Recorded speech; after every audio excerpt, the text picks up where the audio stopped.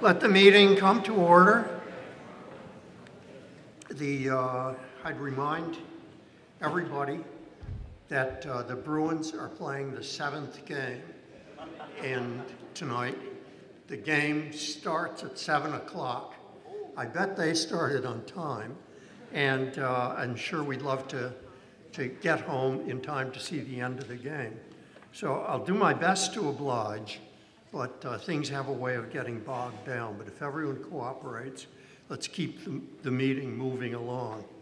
I can see that we have a quorum, and so I will ask Boy Scout Troop 44 to lead us in the Pledge of Allegiance to the flag. Where's the troops? Okay, good.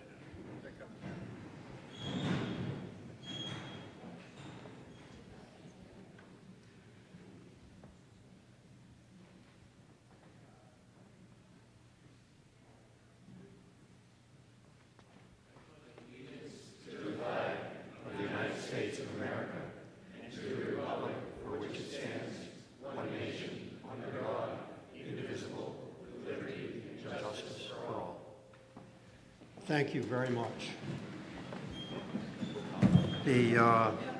Call on the town clerk for the return of service. Leslie. On behalf of Constable Reg Atkinson, I hereby attest that the inhabitants of the town of Newbury qualified to vote have been properly warned of the time, date, and location of this meeting. Thank you, Leslie. I want to introduce the members of the Board of Selectmen. J.R. Colby, I'd ask you to stand. Damon Jesperson, Chuck Baer, Alicia Greco, and Jeff Walker. And the Finance Committee, Chairman Marshall Jesperson, Vice Chairman Linda Allen, Joseph Ali, Tom Howard, Paul Mayette, Kavi Yasser, and Jean Case, who is no longer chair, you'll notice, ducked away from the hard work. And I'd like to introduce the chairman of the Planning Board, Rachel McManus, sitting right here, and she will be playing a part later on in the meeting when we come to the zoning articles. There's just a couple of things to remind you of about town meeting. One is that the warrant, the articles in the warrant do not do anything except advise the townspeople that the subject will come up. Its purpose is notice, so that you'll know that the subject is coming up, and if you want something done on the subject, you'd better come. The important thing is the motion that is made under the article. That's what we'll be dealing with, and the question will always be whether to approve the motion or vote it down. So the other thing is that the reason that we have a moderator for town meeting is that with this many people, it's important that everybody not talk at once, or even that 2 or 3 not talk at once. So you have to get permission from me to address the group. So you address your request to speak to me. And if you know you're going to be speaking, it's good to come up close to the microphone. Don't be embarrassed by just standing there in the aisle, but it saves a lot of time if you're right at the mic when it's your turn to speak. So the next thing is I'd like to introduce the non-resident town employees so that to get permission from the meeting for them to speak. If they are asked to speak, during the course of the meeting, and I know from experience many will be asked to speak. First, Lisa Mead, the town council, here to my right. Tracy Blaze, the town administrator, just behind me. Mike Riley, police chief, he's always over his usual place on the left. Sam Jocelyn, the building commissioner. I don't know if he's here tonight or not. Wasn't feeling too well. Brian Forget, the superintendent at Triton, and Michelle Cresta, the business manager at Triton. Maureen Lynch, the superintendent at Whittier Voc-Tech, and Kara Cosmas, the business manager at Whittier Voc-Tech.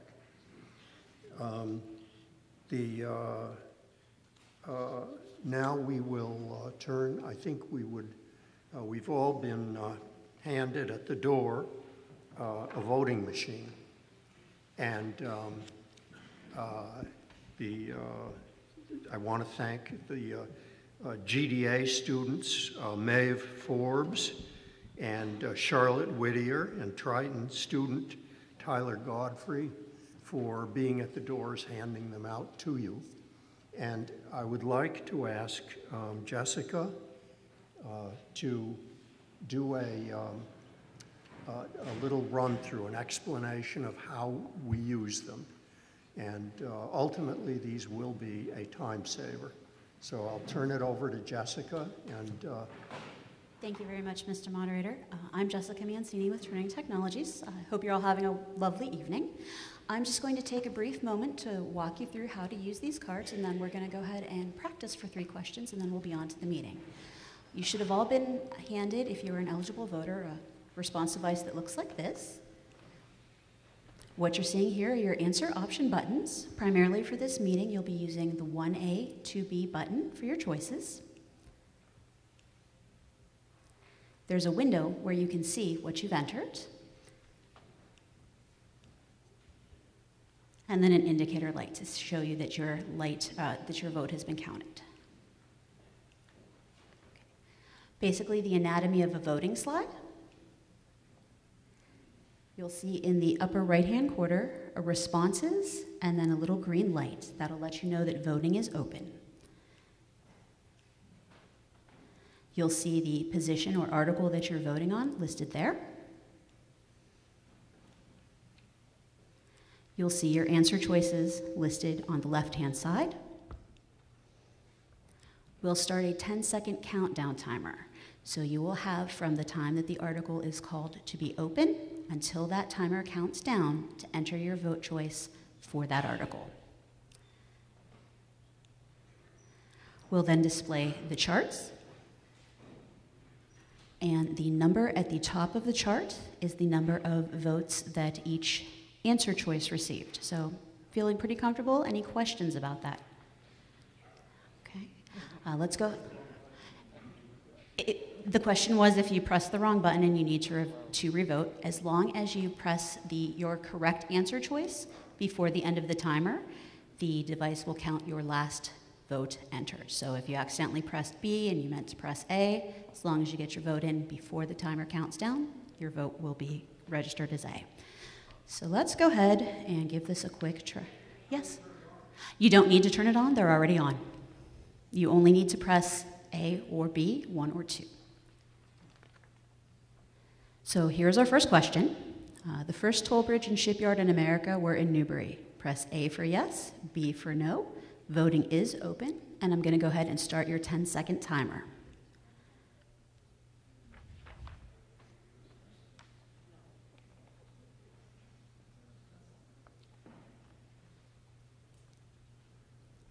Okay, it looks like 86 of you say that that is true or yes. 49 people said no, and the correct answer is yes, that is true. Our next question, the woolen mills in Byfield were established after those in Lowell. Press A for yes, B for no. I'm going to go ahead and start your 10-second timer.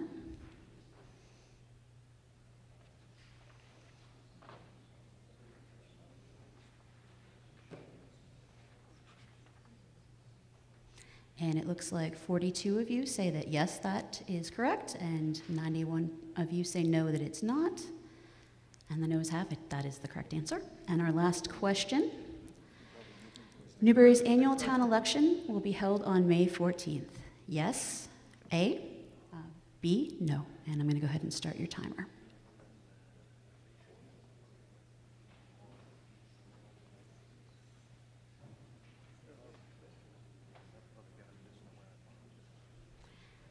And 120 of you say that that is, yes, indeed true, and 9 of you think that it's a different date. Most of you are going to be ready for the election. If there are no other questions, I'm going to go ahead and turn this back over to the moderator. Yes, sir? When you see the answer in the little window, and you'll also see that green indicator light. Polling has to be open in order for you. When you were answering the yes/no questions, the historical, you didn't see that? Can you go back one and do it again? Yeah, can you do the last one again? Yeah, let me do the last one over. I'm gonna. Okay, all solved?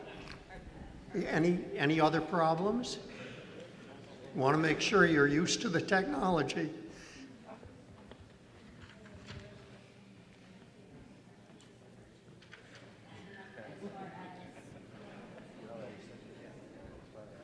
As far as the count, I have not checked with your town moderator, or I'm sorry, with your town administrator. What? The question was how many were passed out?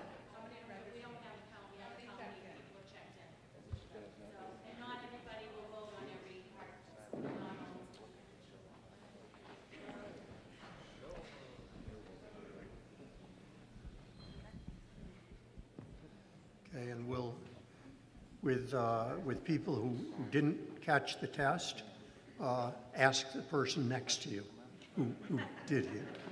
Okay? So, great. Thank you for going through the test. And the last thing is your cell phones. Please turn them off. Okay? Now we'll proceed to the warrant. And the first article is simply informational. We don't vote on it. And it's to advise us of what you obviously already know, that the election for town officers will be on May 14. And I won't bother reading them. You all have the list in front of you. You can see under Article 1 the offices that are open and the number of years the vacancy is for. So that is purely informational. Article 2, Mr. J.R. Colby. I move that the town vote to accept the reports of the town officers, boards, and committees as printed in the 2018 town report without ratification or authorization of any action.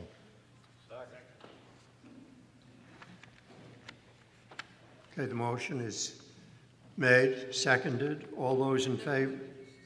Sure. Yeah.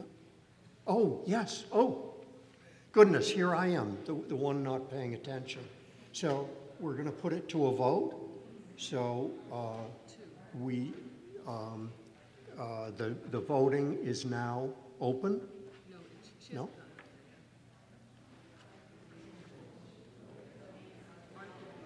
Oh, that's right, that's right. That's in Article 2. This is, yeah, now I'm very confused. Okay, yeah. Article 2 is now open. And is that the one we just did? Yes. To receive the reports? Yes. Okay, so it's the voting is now open. So cast your votes. Okay, the question is simply to receive the reports of the town officers. This is a no-brainer. You vote yes. It would be rude not to receive them. after they went to the work of making them. Okay. Good. You didn't get to vote? Oh, well, that's, do you want to have, it doesn't matter what you vote, because the vote is, yes, it's 100 to 8, so the motion passed. Yes. We'll, okay. The Article 3 is to fix the salaries of the town's elective officers.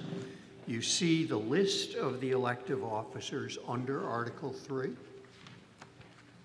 All right. I move that the town vote to fix the salaries and compensation of the elected officers as listed in Article 3. Motion has been made and seconded. Any discussion? Okay, the time is now for voting. So cast your votes.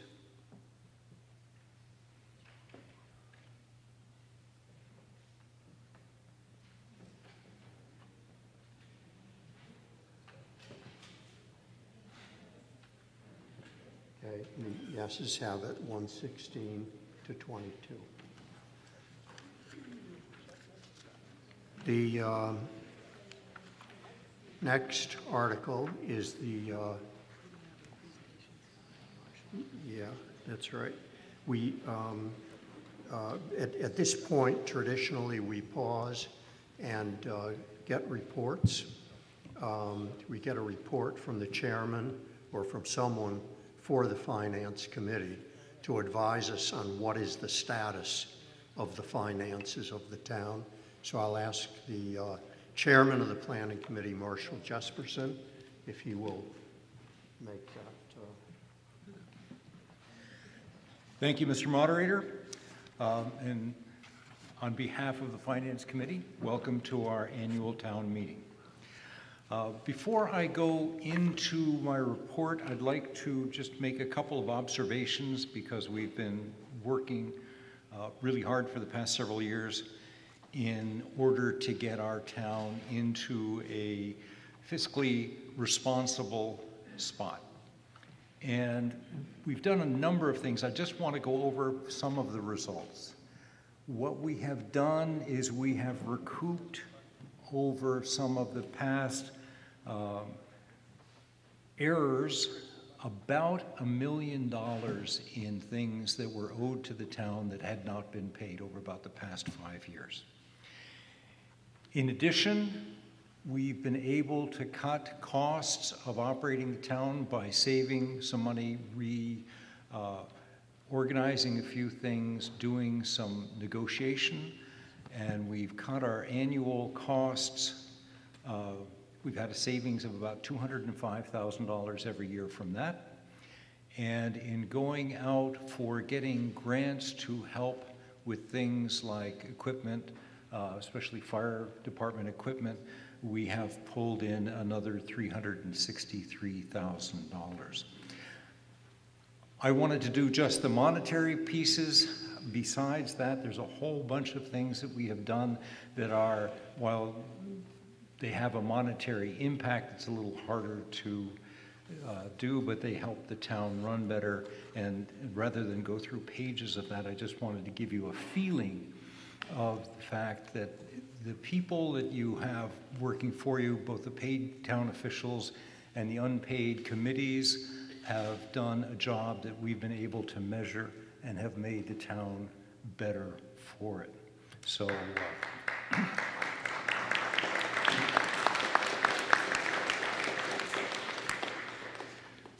so with that, let's go through our budget. Our budget this year has gone up from last year another 4.6%. That's a little more than our 2.5%, but we have on top of that whatever inflation is and any new building that gives us additional income. We have been going up for the past several years. The trend continues with increases roughly going up about 3.5% per year for the last 5 years. Inflation, by the way, has averaged about 1.6% over that same period of time. The next slide. Okay.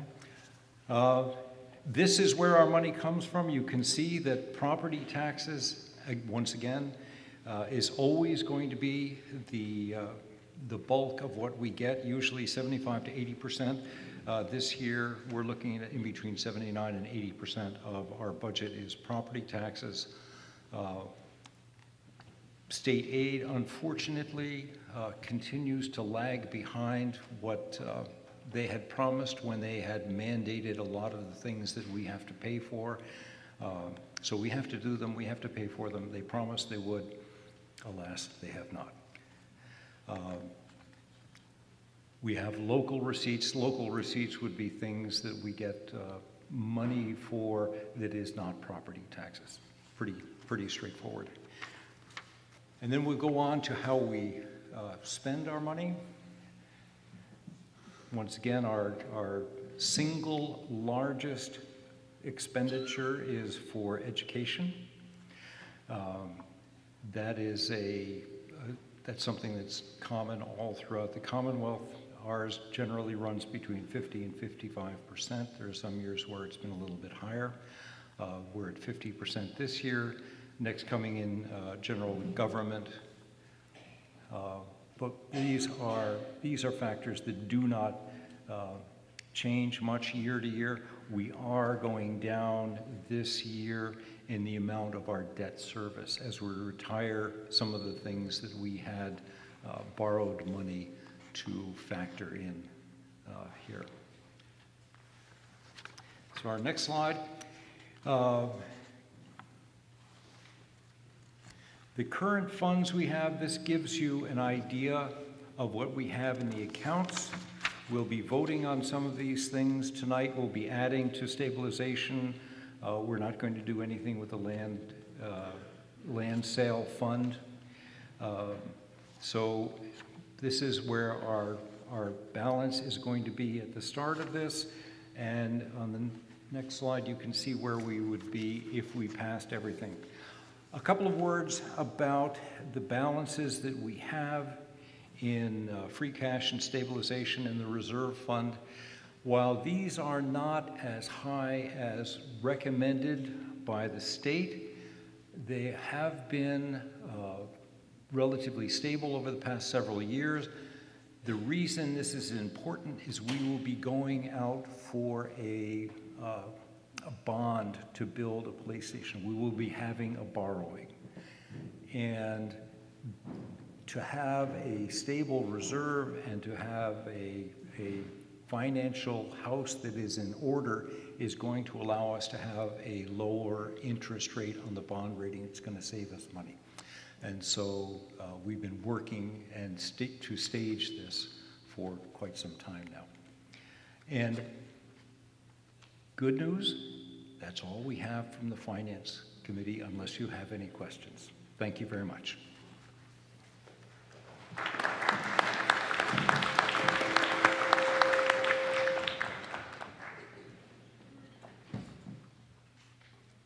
Bob Connors, ask you to give a short report for the Building Committee.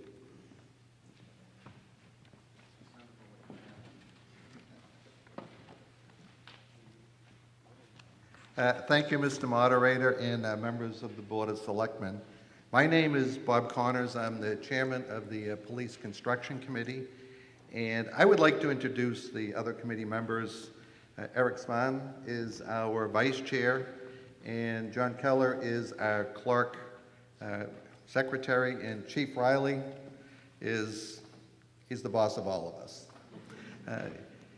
The committee has received a charge from the Board of Selectmen to undertake the management and construction of a 2.5-story standalone police station on the lot located on Morgan Avenue with a specific budget of $6.5 million.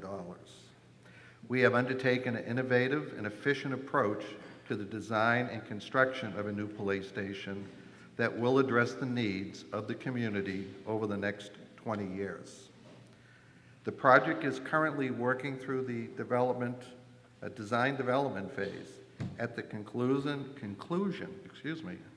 of this phase, the project architect will provide an updated estimate, at which time the current estimate of cost will be revised.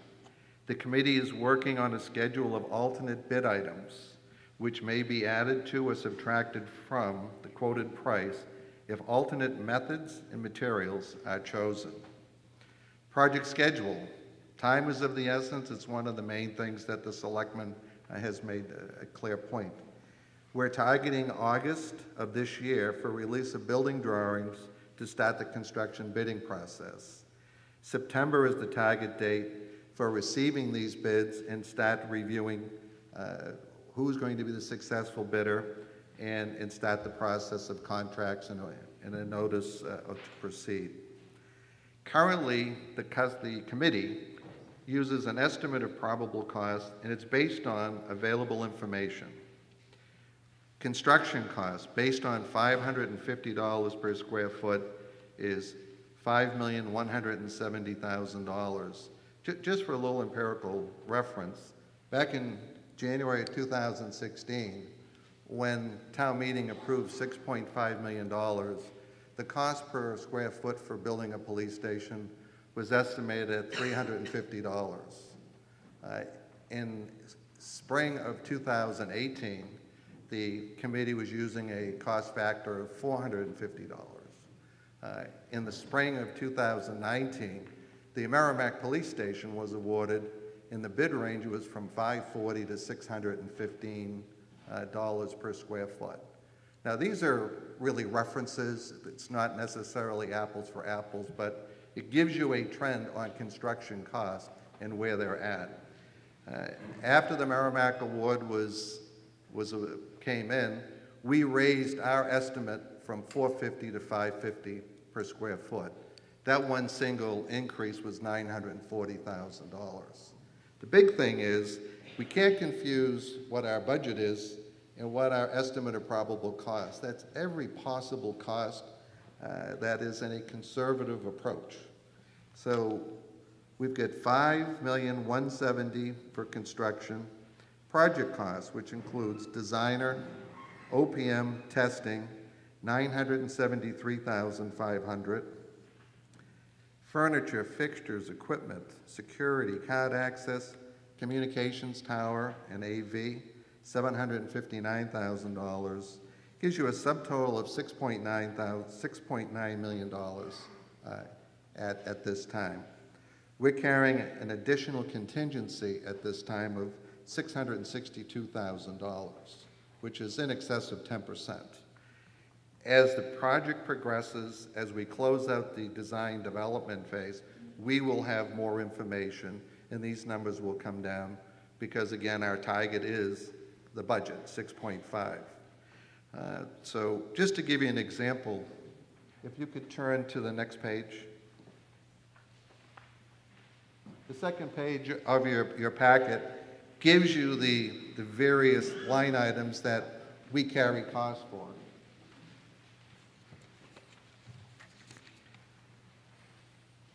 You have this in your packet as page 2. Just one example, if you look at line 14, communication tower design, we're carrying an allowance of $40,000. The committee received a firm quote of $3,800 last Friday. So at our next meeting this Friday, that will be reduced from $40,000 to $4,000. So that will happen repeatedly during the next several months as we get closer to going out to bid. The one thing that we can't do, we can't control the bid process, but what the committee has been doing is managing the selection process, where that as items that are integrated parts of the building come in, we look at them and we value engineer them. One example would be typically buildings, municipal buildings have metal roofs. The difference between a metal roof and a 40-year architectural shingle would be an additional $100,000 in cost. So we've instructed the architect that we're going with a 40-year architectural shingle.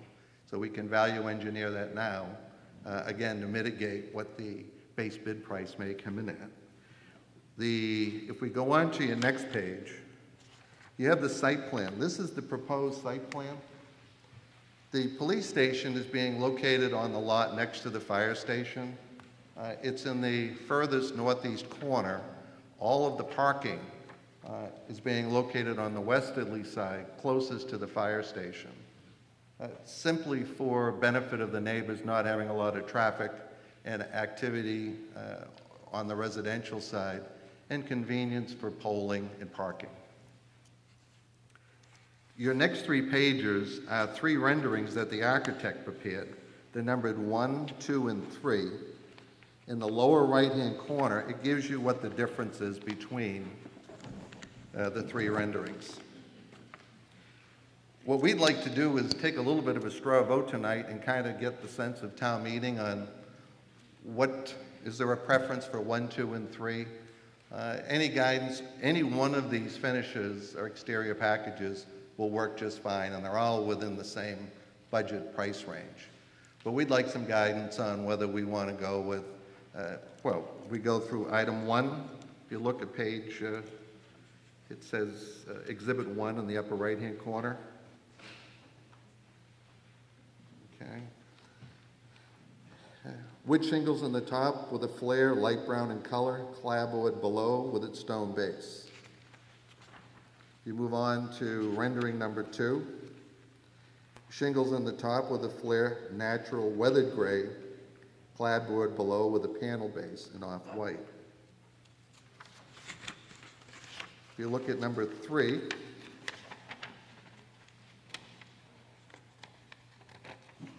well, naturally, I don't have number 3 in my packet. Clapboard on the top with a flare light gray clapboard below, panel base, off-white front door with awning and window above with curved transom. So we actually have this set up where we can vote tonight on 1, 2, or 3. And this just gives us some feedback at the committee level and give the architect some guidance. So Susan, why don't we'll put up number 1.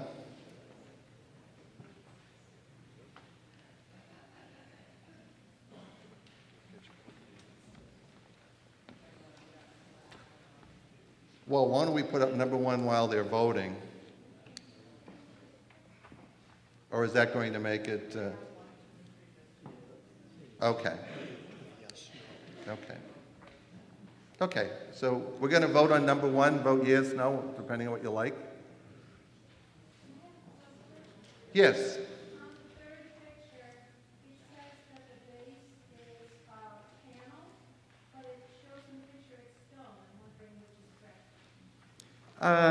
You know, that's a good question.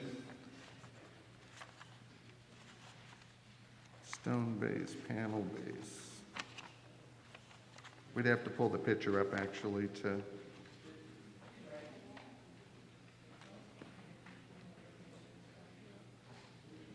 No, actually, it says on 3, clapboard below, panel base off-white, front door with awning, window above with curved transom for number 3. Well, why don't we follow the description? Okay, so, yep. No, yeah, no, that's it.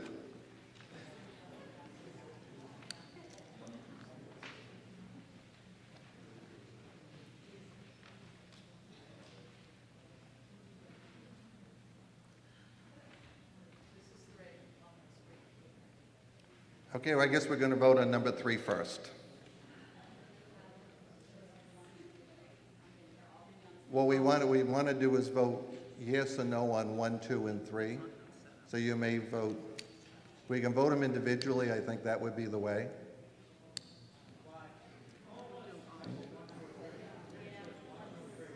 Yeah. However you want to do it is fine with me. We were going to do a raise of hands and make it easier on me, but okay. All right, so Susan, so they can vote 1, 2, and 3, yes, yes, yes, or no, no, no, or? No, They vote for one. Oh, they can only vote for one, Vote okay. either for one, or for two, or for three. Pick your favorite, I guess. So is we the- see your favorite. There we go. So you have to say that voting is open. Okay, Say that so voting is open. the voting is open.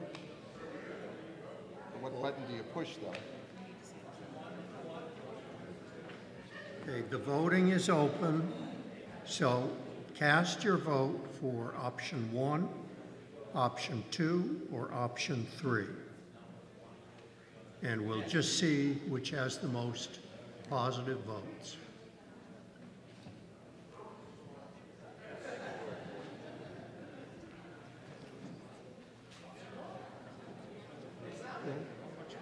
Yep. Thank you, everybody. Thank you for some direction for our meeting on Friday. We meet on Friday at 7 a.m. You're all welcome. Thank you. Okay, thank you, Bob Connors.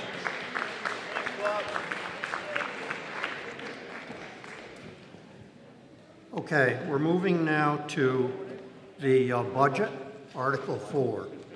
Let me explain.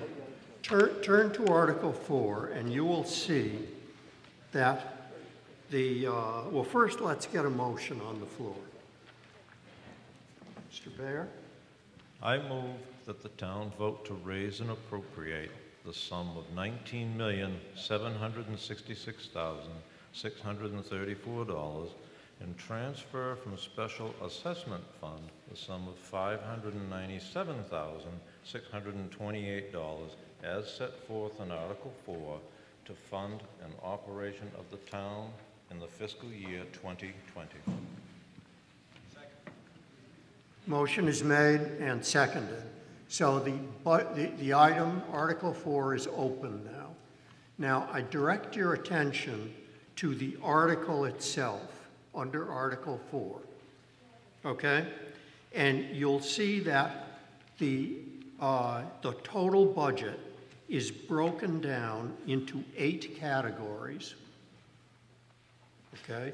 They correspond to, those are all constructs from the line items that you see set over at the tail end of your document, the appendix, where it says, it's headed line item detail information, and items 1 through 51 relate to the general government category.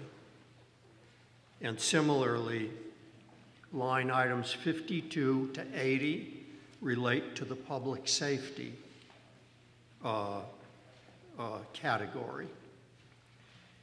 So if you have a question or an objection or something to say or would like some more information about any one of these items, when I read the general category, put a hold on it. All you do to put a hold on it is raise your hand and say, hold, and we'll mark it as a hold. Then we'll come back and we'll find out which line item under that category your question relates to, and we'll discuss it or try to get you answers, okay? So now we'll run down through the general categories. Under general government, does anyone have a question? Okay, there's a hold on general government. Public safety? Hold on public safety. Education?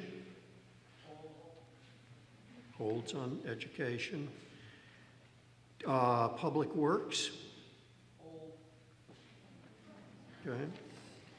Human services? Yeah, maybe. Culture and recreation? Debt service? Benefits? Okay, there's a hold on every item. So, starting with general government, who put the hold on it? Mr. Thurlow? I did, yes. What is your, Alfred Thurlow, 26 Marsh Avenue. The specific category I'm talking about is town reports.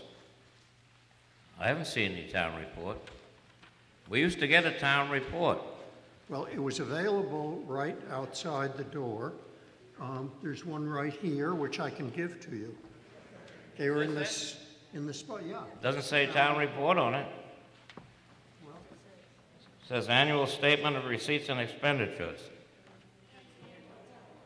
Anyway, that's the annual town report. It is? It is. Okay. Okay.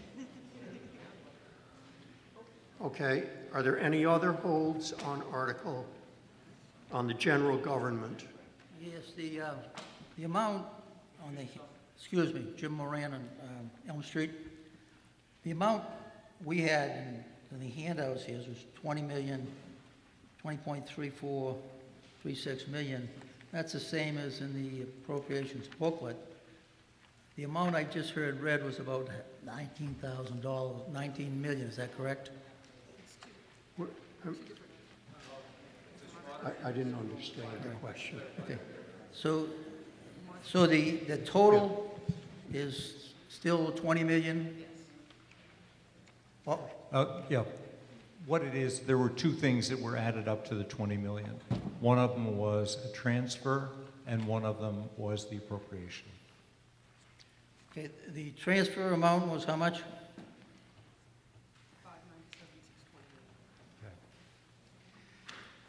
The transfer, it was in the motion at $597,628.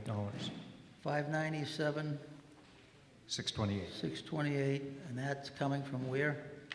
And that was coming from the Special Assessment Fund. It's in the Special Assessment Fund.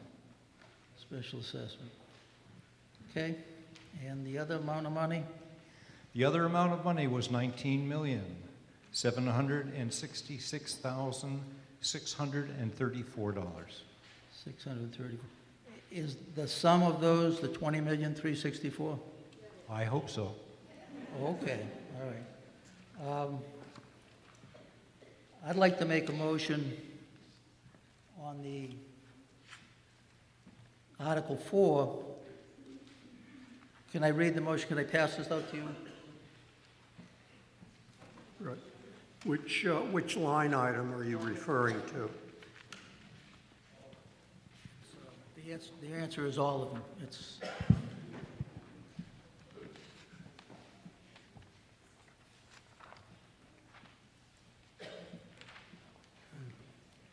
the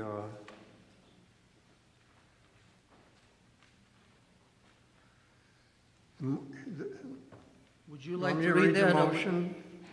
Motion is made to amend Article 4 to see if the town will vote to raise and appropriate and transfer the sum of $1 million from free cash, transfer from available funds or otherwise, provide to meet the salaries and wages of town officers and employees, expense and outlays of the town departments, and other sundry and miscellaneous but regular expenditures necessary for the operation of the town for fiscal year 2020.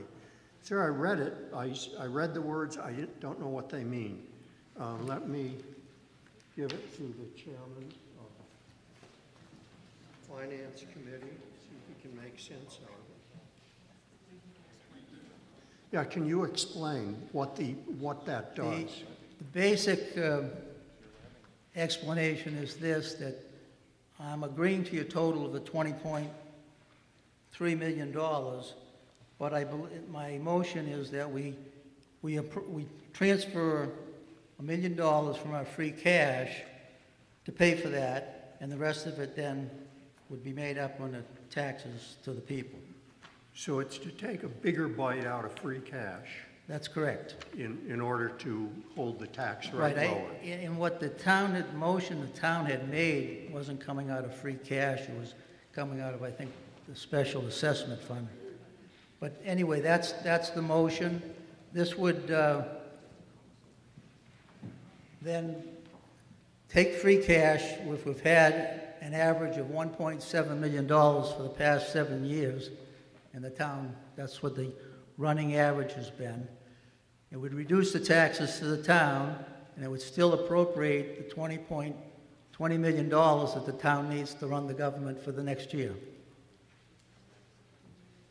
Do you want to speak to that? Well, I will be happy to speak to this. We had gotten into trouble dipping into free cash before.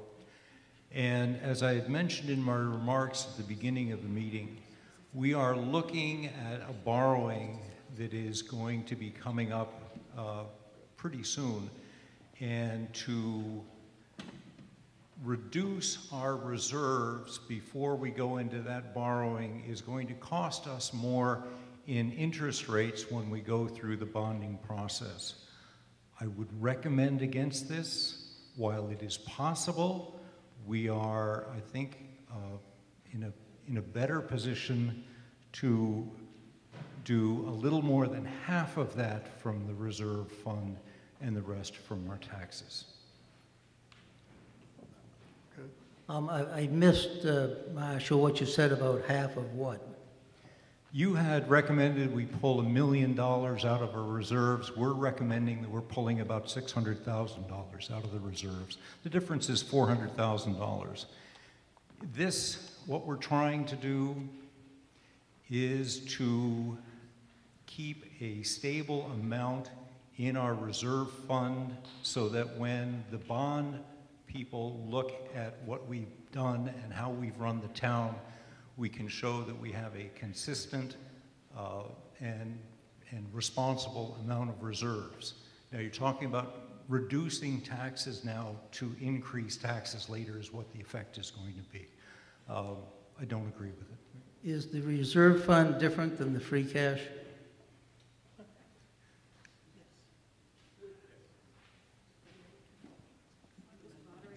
Yeah. The proposal, Tracy? The amount of money that's being transferred under this article is coming from the Betterments Assessment Fund, and that is, the money that comes from that fund is going to be used to pay the debt service for the construction for the water and sewer system.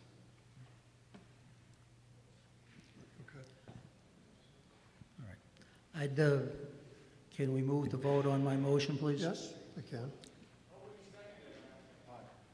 I'd like to speak to Yep, right. Can I? Go ahead. Sorry. It's fundamentally unsound finances.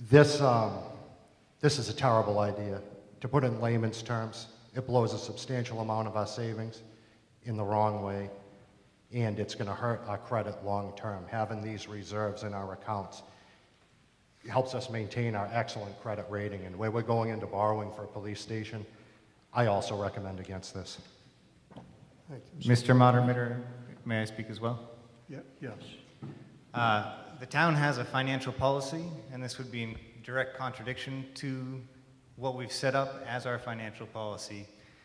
Furthermore, there has been no second on this motion, and so I think there's no need for a vote. Is there a second on the motion? Okay. Well, we'll treat that. Yeah, it's been seconded. Okay, I will proceed to a vote on it, unless someone else wants to talk. We proceed to a vote? Okay. Yep, right, go ahead. Catherine DeLay, Elm Street. Gina, I'd like to hear what you have to say about this, please. Okay. That is fundamentally, financially unsound practice to use free cash for operating expenses. That's how this town got in trouble in the past, and it's taken us 10 years to get out of that. It's fundamentally unsound to use free cash for operating expenses, and I would urge you to vote no on this amendment. It's bad policy. Thank you, Mr. Case. Okay. The voting is now open on the amendment. We're voting on the amendment, whether to amend the motion. So if you vote yes, you're voting to pay $1 million from free cash, and as Mr. Moran explained it, if you vote no, you're agreeing with the Finance Committee and the Selectmen. So, the voting begins now. You're voting on the amendment to the article.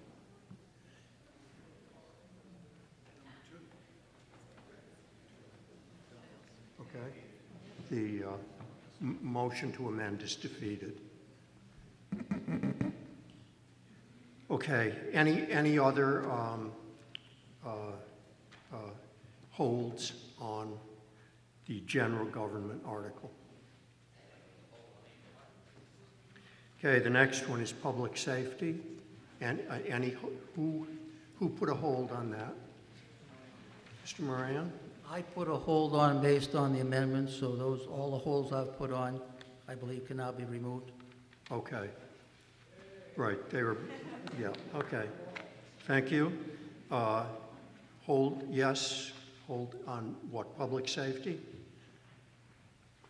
Well, this is my opportunity with regards to the DPW and the highway maintenance. I'd like somebody to explain to me why all the Plum Island Turnpike and all the roads on Plum Island that have been hacked up by the Newburyport Water Department have not been repaired. And they're so bad down there you can almost break an axle. And I think we should be going after the Newburyport Water Department. Can somebody explain to me why we haven't done that?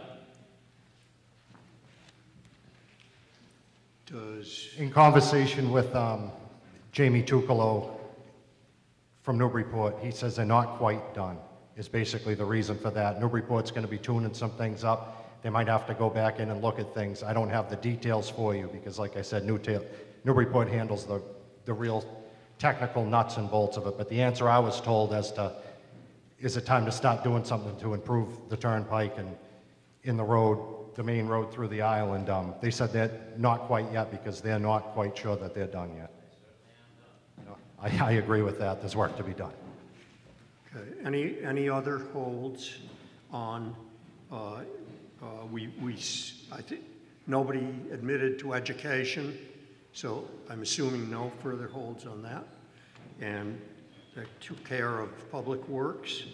Any holds on human services? Who did the hold on culture and recreation? Yes, ma'am?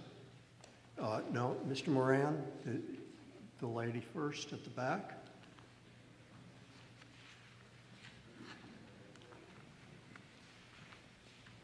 I'm Nancy Burke, 10 Larkin Road.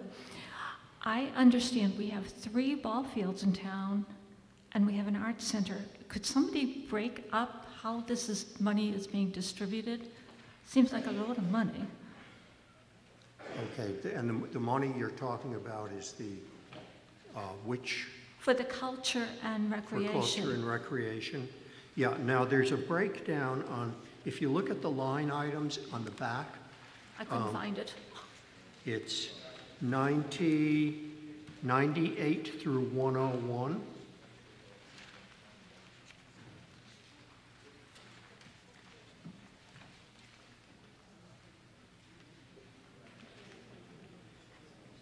So it's, you see it now, the first item is the library, and then the library expenses. I think it was a little confusing saying culture and recreation and having library, historic, and celebrations. I think they're wrapping library up in culture. Okay. Yeah. Thank you. Okay, good. There was a hold on debt service. Is anyone? That was his general. Okay. And benefits? Further holds? No further holds. So I think we are ready to vote on Article 4. The voting is, yep. Okay, we're voting on Article 4. On the motion, which is the $19,766,634 plus the $597 transfer. Okay, all those in favor? Go, just vote.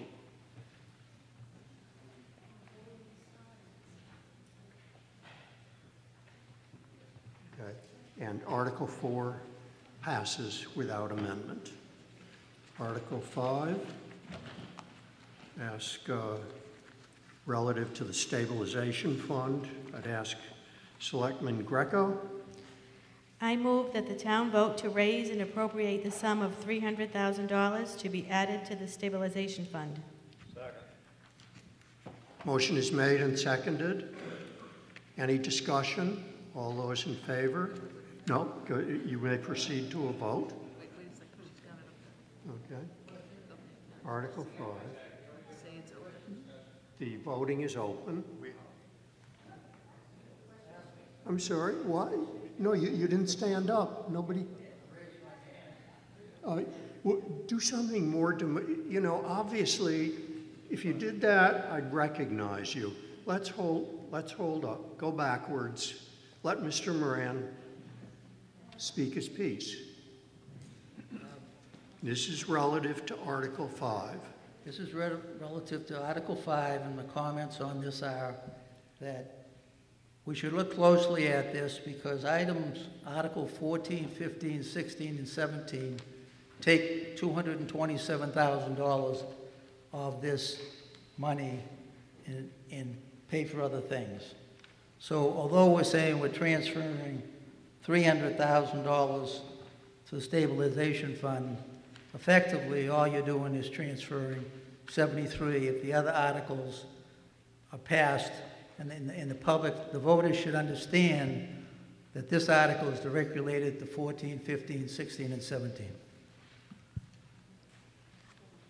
So, yep. Yeah, we'd be happy to answer that. Sometimes we have to vote money into, basically it's voting money into a pot so that we can take the money out of that pot. There are certain areas that we have to take the money from, and before we can take the money from those areas, we have to fund it.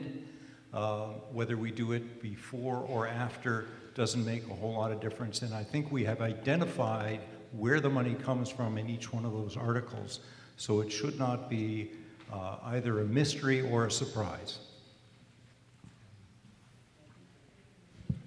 For clarity, the $300,000 will come right out of the taxpayers, is that correct? Yes? Okay. Yes. So we can, I'm prepared to make motions on Articles 14, 15, 16, and 17 to take that money out of free cash, which is only $227,000. So I think before we vote on this, the people who are voting should understand what the parameters are. Okay, I think we have cleared that up and we can move forward. My suggestion then to the voters is that they vote this down. Okay. Thank you. Thank you, Mr. Moran. Yes, sir.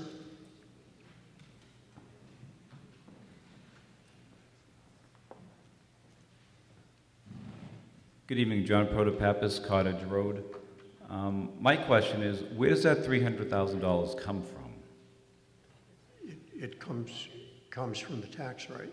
So it would be an additional tax or raising? No. I don't think so. It's part of the regular tax rate. So it just comes out of the taxes we already pay, it's not an increase? Right, not like government generally.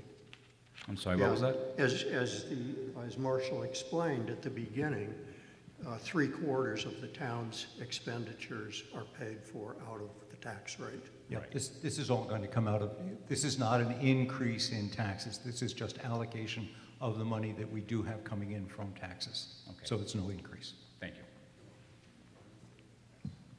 Good. Any further? Are we ready to vote? Okay, it's time to vote. Declare the voting open.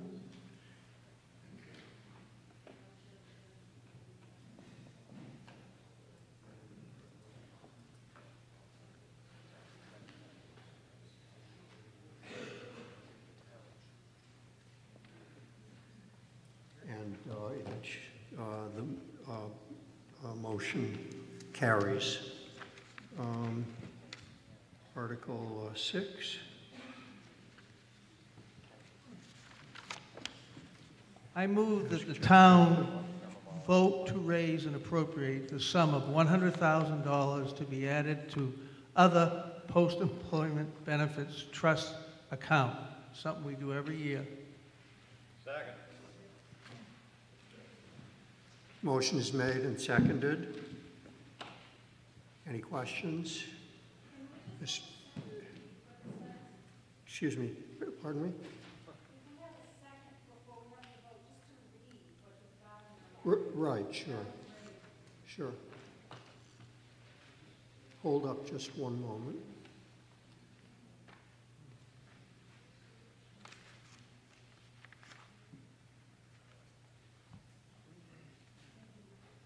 Okay. Mr. Moran, go ahead. Question to the town is, what is the town's plan to fund the $7.8 million in unfunded liabilities? Okay. Marshall, would you like to address that? That's a really good question. And what we have is we incur these liabilities as we go. It doesn't mean that they're due and payable at this time. And this is an issue with most, if not all, the towns in the Commonwealth.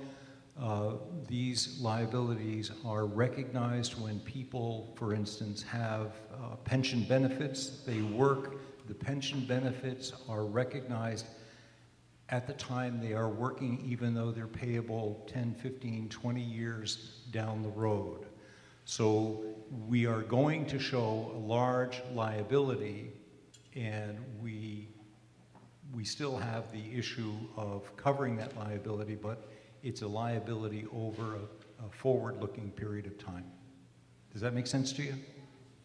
I understand what you said, Marshall. Has this liability been growing over the past 10 years? Yes, it has. From where was it 10 years ago to today?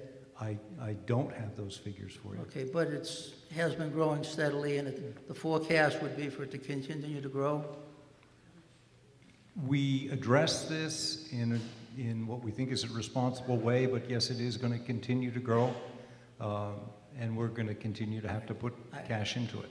Sure. I don't believe you answered my question, though. What is the town's plan to pay this, to fund the liability of 7.8? Is there a 20-year plan ahead to pay this down? This liability is going to be a continuing liability, and what it does is recognizes that you have future liabilities, that, you know, it's not something like a mortgage where you can pay it down and say, ha-ha, we're all done. As long as we have employees and as long as we are incurring these liabilities, we're going to have this liability down the road. What we do as a town is we pay the current amount due every year and recognize the liability going forward. If you're looking at paying, I hope that answers your question. I'm not so sure it does. I don't see that there is a plan. So maybe I can help that, Jim. The other post-employment benefits trust is not unique to the town of Newbury. This happens to all municipalities in the Commonwealth. There is a very small minority of towns, extremely small, that have, in fact, fully funded this post-employment benefit trust. The Commonwealth is currently looking into issues and how to address this, because it's bigger towns than us have a huge number, and it's not feasible to fund it. So I personally believe to fully fund this right now is an irresponsible use of taxpayer money, because that funding will probably change. The amount that's required by the town is going to eventually change. I'm not suggesting we pay it at one time, but I would think a plan would want to be in place, a 20, 30, or 50-year plan to pay this down to zero. If I understand the articles written, there's $100,000 that's being put towards this now, and if we keep growing this, we're just not getting there.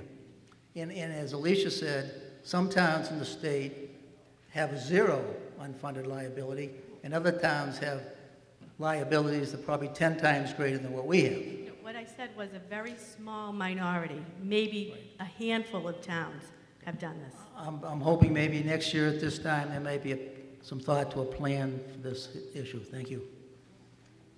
Jim, in honesty, I worked for the state government before, and we had multi-hundreds of millions of dollars of unfunded liability in the form of pensions. And if Massachusetts were suddenly to disappear, hydrogen bomb, we'd all die debtors. But we're assuming that it will continue to go on, and there will continue to be tax receipts and new people paying current pension benefits and earning their own pension benefits in the future. And it's part of government, and I dare say that you're never going to have a plan that gets it down to zero for any realistically sized community. I appreciate that comment. I don't know that I agree with it. I think if you put your mind to it, all we're going to do is pass these unfunded liabilities on to future generations. What we try to do is be as conscientious as possible in funding the current obligations plus chipping away at the unfunded part. Thank you. Right. Okay. We're on Article 6. Are we prepared to vote? Is this Article 6? Yes, Article 6. Okay. Yeah, okay. We'll open the vote now. You may vote now.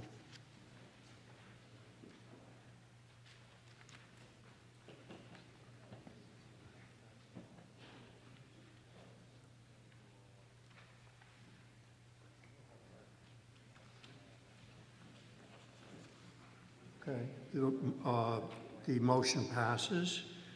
We're on Article 7 now, the stormwater management appropriation. JR? I move that the town vote to transfer the sum of $25,000 from free cash to the stormwater management account. Motion is made and seconded. Any questions? Time is open for voting. Oops. Okay, right. Okay, you're reading the explanation of the money? Yeah, okay, sure.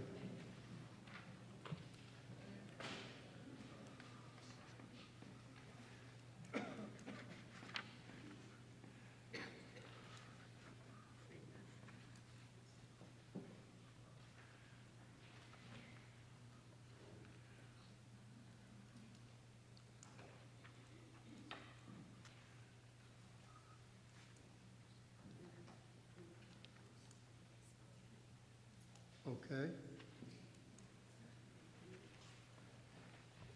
Okay, any questions? Time is open for voting on Article 7, on the motion under Article 7.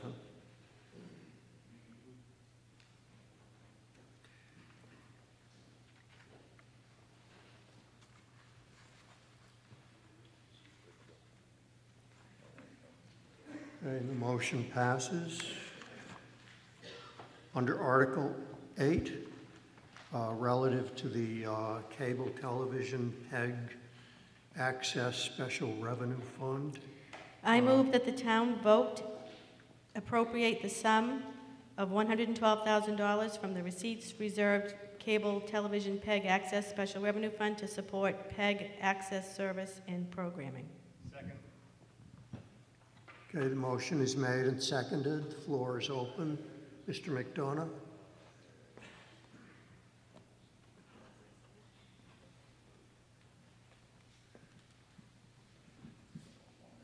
I move that the Article 8 be amended to insert the words "to be shared between the two local PEG access channels, Triton Regional School and town government, with Triton getting at least an equal share." Is there a second on the amendment? Okay, thank you, Mr. McDonald. For those of you who aren't aware, PEG stands for Public Education and Government. It's the local community channels. 8 is the Triton Channel, Education, and 9 is the Government Channel. About 10 years ago, there was a contract made with public hearings, the Media Committee.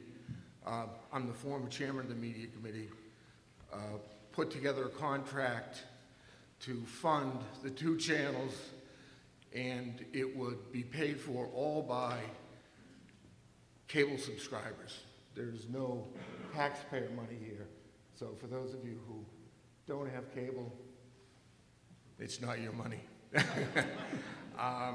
So anyways, over the last 10 years, there's been about, the money has come from 3 sources from cable subscribers, and it adds up to about $1.8 million over a 10-year period. We're in the last couple weeks of that 10-year contract. So this particular sum of money doesn't equal what will be brought in from cable subscribers. If the amount goes up, which it's expected to do, or the town has requested, to 5%, there'll be about $160,000 next fiscal year, plus some capital money from Comcast that is designed to pay for the 2 channels.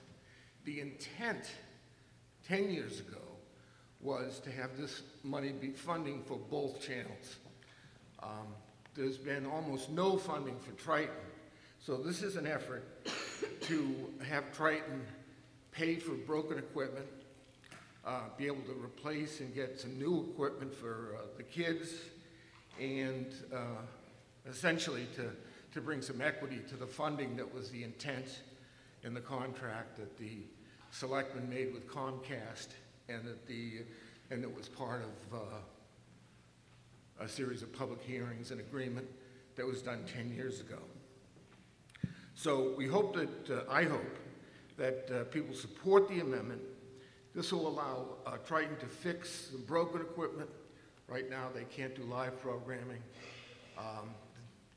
And I guess most importantly, to be teaching kids on old equipment is really a disservice.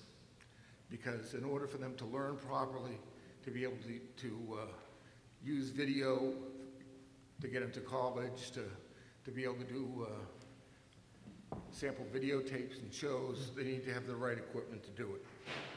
So of the 112 that this is amending, we're saying that at least half of it should go towards Triton, and that the remaining will go for the town channel, and that if there's an issue about what the obligations of the other towns are, because there's some confusion about what Newbury's obligation is, I'm happy to answer that if someone raises that issue. Okay, will you remain there for just a moment? Mr. Moderator, may I speak to this? Yes, sure. My name's I'm sorry. I'm Mr. Joe Jesperson. McDonough, 43 Main Street. We have been in communication with Brian about this issue. We're waiting for them to decide what they need, and we have already committed to funding what the school asked for. We will pay our third of it. If you force this amendment on us, we may not be able to allocate the budget as we have set it out. We are going to pay for what the school needs. We have said that publicly. We've committed to it. If Mr. Forget would like to speak to it, we'd love to hear his opinion on this, but we are committed to funding our part of the PEG Access program for Triton Regional. Tying the budget with this amendment, I think, would be a negative thing, because we need to pay all of our services and staff properly, not say 50% goes here and 50% goes there. Hey, Mr. Forget? would you like to, I know you, you weren't asking, but we'd be happy to get your point of view. If you could stand right here. Thank you very much. Am I on? I'm on. So the Triton campus is not equipped to produce an education channel. What we are in the process of doing is developing a quote that would allow us to ensure that all school committee meetings are broadcast from the current location with equipment that takes us into the next 10 years, as well as, so that would be a solution that would provide live, not just streaming on the web, but actually the ability to broadcast live to Comcast, as well as the infrastructure that would be needed for us to broadcast from the gymnasium, the auditorium for plays and games, as well as the stadium for games and events in the stadium. The current price tag that we have that we're working on is in the vicinity of $80,000. So, but again, to confirm, that's not us running an education channel, because the Newbury Education Channel should actually service Triton, it should service Whittier, it should service Essex North Shore, so any education entities that serve the Newbury population would be served by that channel. So that would be one-time costs, it's not staffing, but again, roughly north or south of $80,000 would give us the ability to broadcast live from, again, all of those locations, all school committee meetings, and then major school events. So I guess that's what I was going to say. How does that relate to the amendment? Does that mean you're in favor of the amendment? Or? I am not voting on an amendment. So what I can tell you is, that's pretty good, do you think? So my belief is that I was involved in one meeting with JR and Tracy, and I believe it was attorneys and some Comcast folks. And the Comcast engineer who actually put in a line from Elm Street to our outbuilding, the little building by the tennis courts, and there is a feed there that apparently there's a box, don't know what it's called, that when that switch is flipped, a live feed is broadcast into the Comcast ethosphere. Where that goes is a Comcast decision. If the contract for Newbury says we want to broadcast on channel X, then when we flip the switch, we're broadcasting live on that channel. The same could be done for Rowley and Salisbury. Those are obviously independent contracts. Our hope is that we have the ability to be able to have that live signal going to Comcast, and then towns can decide through your individual contracts whether or not it's received. Does that help? Oh. Could I respond, please? Tracy, please. And just to clarify, the funding for that equipment is included in the $112,000 operating budget as presented in the warrant. My understanding is that $25,000 is allocated for something that's going to cost about $80,000, and for the last 10 years, one of the three towns has not agreed to be part of the agreement. So it's allowed, in a sense, now Rowley to veto the ability for Newbury citizens to be able to see meetings live. And frankly, the original agreement that was made with Comcast did not say that the other towns had to each share a third. The contract set off for cable subscribers to give a portion of their bill to fund the education channel and the town government channel. And the fact that we're looking for the other towns to participate has nothing to do with that. It should have been in the original contract. We're in Newbury, and it's a matter of literally flipping a switch once the equipment is purchased for Newbury citizens to be able to see programming live. If we continue what's happened for the last 10 years, it'll never happen. One of the towns will refuse to give their third, and the money that is supposed to be going to education just goes into another fund.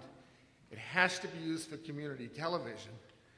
And as a cable subscriber, I don't mind paying a part of my bill to do education programming. But unless we say that Triton is going to get its fair share, it won't happen. It hasn't happened in the last 10 years, and there's no reason to think it'll change. Thank you.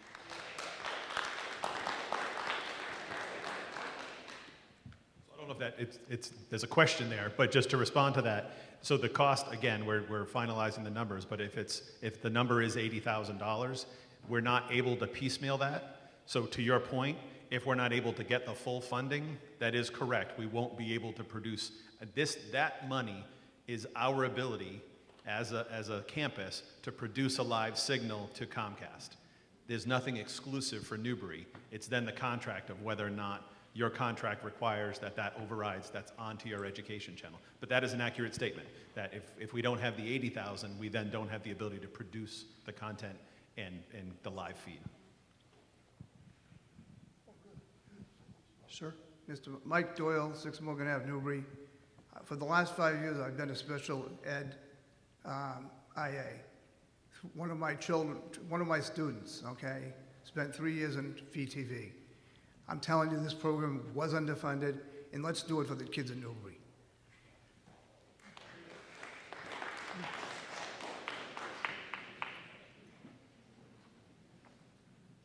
Are there any further comments, discussion, questions? Mr. Moderator?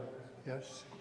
JR? I just want to clarify for the audience that the amendment proposed would be allocating Newbury taxpayer funds to pay things that the other 2 towns in the district should be paying for. In essence, you will be paying for things for the other 2 communities. I'm not saying that to recommend it against it. No, it's not taxpayer. It's not taxpayer dollars, but it is money to be appropriated by everyone in the town. The statement that if you don't have cable, this isn't your money isn't exactly correct. It's if you live in town and you pay taxes and you vote, you do have a say in this. Okay. Sir? Dale Williams, 12 Scotland Heights Drive. My question is, can it be or should it be part of the Triton Regional Agreement?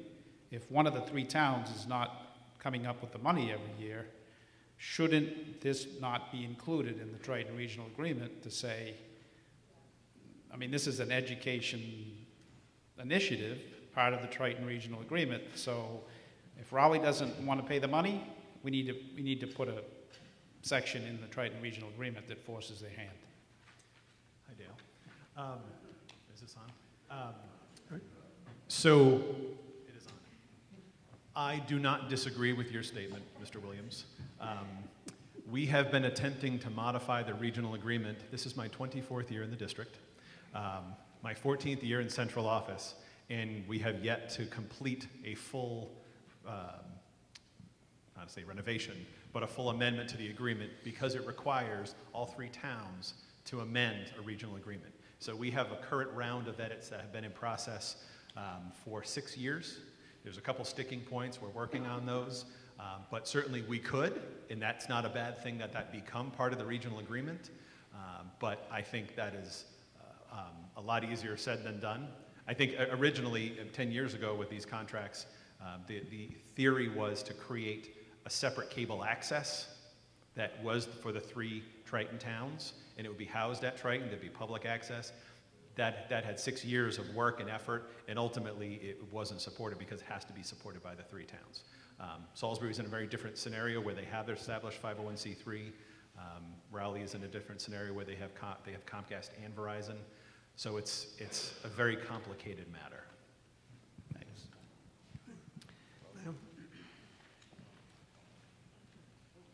Catherine DeLay, Elm Street. I'm just trying to get real clarity here.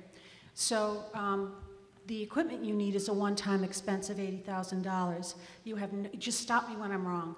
You have no guarantee or indication from the other 2 towns that they're interested in participating and paying for that equipment at this time. So I would say we have no formal approval or motion from Raleigh. Salisbury has been more part of a discussion because they have an entity that's a lot more conducive. Okay, do you have a suspicion on psychic means that a particular individual leading the witness might participate to the tune of like $20,000? I have a suspicion that it will not be a clean sailing to get the full funding. Okay, so even if we split this 50-50 for Triton and the town of Newbury, you still don't get what you need, potentially, unless you have a fairy godmother in another town that's going to kick in, right? Am I right so far? Yes, the math is correct. So giving you $56,000 doesn't solve an $80,000 problem, and it's an $80,000 one-time expense. Am I correct? That is correct. Why don't we just fund the one-time expense? So that is not, so this is not Triton funding. This is town funding that is operating the entire PEG access. So I can't answer that question. I'm not asking you to. I'm just trying to lay out what is a reasonable solution to the moving parts of the pieces. And it doesn't mean that this has to be a permanent every year you get half of this money, but maybe there's a way to take care of the problem one time and be done with it. So there's the question for whoever wants to try to answer it. Mr. Moderator, so currently we're discussing an amendment to the current article. That amendment would change how we've allocated the budget, and it would mean that we as a town have to cut services or staff in what we've done. If we want to make a second amendment to add from the $30,000 we have allocated to provide Triton, another $50,000, that would be something that you guys could do tonight.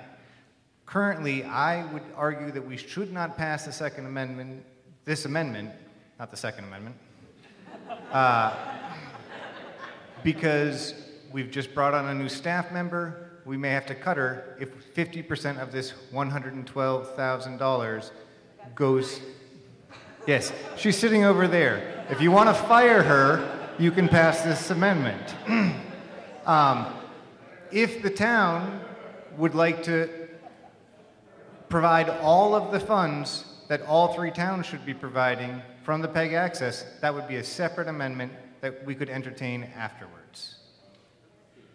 Mr. Jasperson, I would be delighted to have you increase the amount of money, because this does not come close to the amount of money the cable subscribers are going to be funding into the account to pay for this. There is more than enough money to fully pay your staff, to hire an additional staff person, to fully pay for Triton's equipment. That's with this year's money. So I would ask you, how much money is in the enterprise account, and what do you possibly intend to do with it for and for the next 10 years, you're going to be getting another $2 million. We're talking about fulfilling an obligation that was made 10 years ago to allow the Triton to be able to do live programming. And you're saying there's no money to afford it, that you're going to have to fire someone. I'm saying that your amendment... Pardon me, Mr. Moderator, may I finish, please? Yeah, go ahead and finish. So let me finish by asking you a question. How much money is in the account? How much money is in the enterprise account? And do you think that this is not enough to pay for staff, for operations, and capital? Okay, you've asked your You've asked the question, now I'll answer it. As I said, the way this article was structured would require what I said.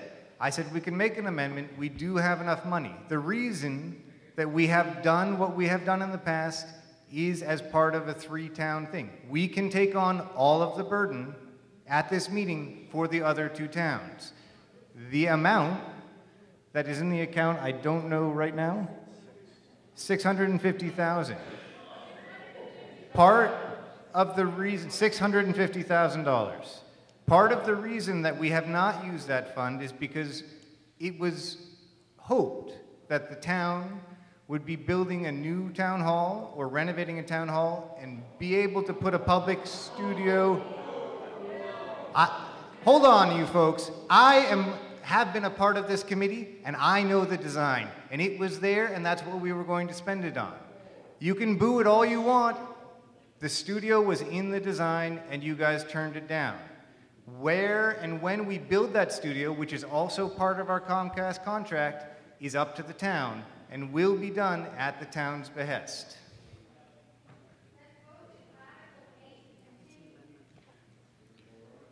I move that we vote on the amendment.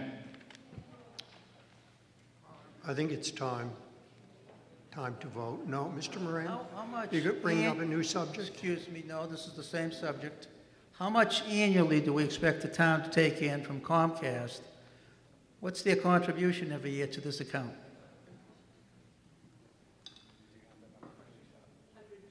Joe alluded to a $2 million bill. The answer was just given. Over 10 years. Is that 120 $200,000 a year that's coming in? No, $120,000. $120,000 a year that will continue to come into this account. Yeah. No, I believe that's an error. There was 133,000 that was brought in based upon what comes in per quarter. There was $50,000 that was given upfront as a capital expenditure for exactly this kind of equipment by Comcast at the beginning of the 10-year period. There's 50 cents a subscriber that's given annually by Comcast for these kind of expenses, and there's a new contract about to be signed within the next 2 weeks that's going to increase that amount of money. Okay, you know, what I would suggest is that we're getting into a problem that has apparently existed for close to 10 years.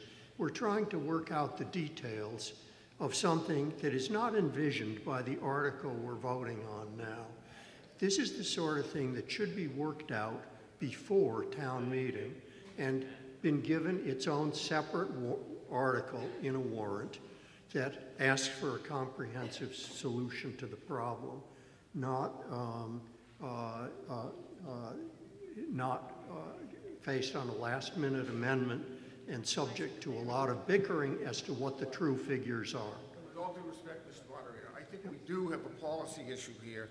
We have the selectmen wanting to give only a third and to be dependent upon the other towns. Mr. McDonough, I don't mean to shut you off, but I do in a way because we've heard that before. You've said it before. I think we understand it. So, Ms. Greco? yeah, Mr. Moderator, I have been involved in the Comcast contract for a long time. I understand what Mr. McDonough is saying.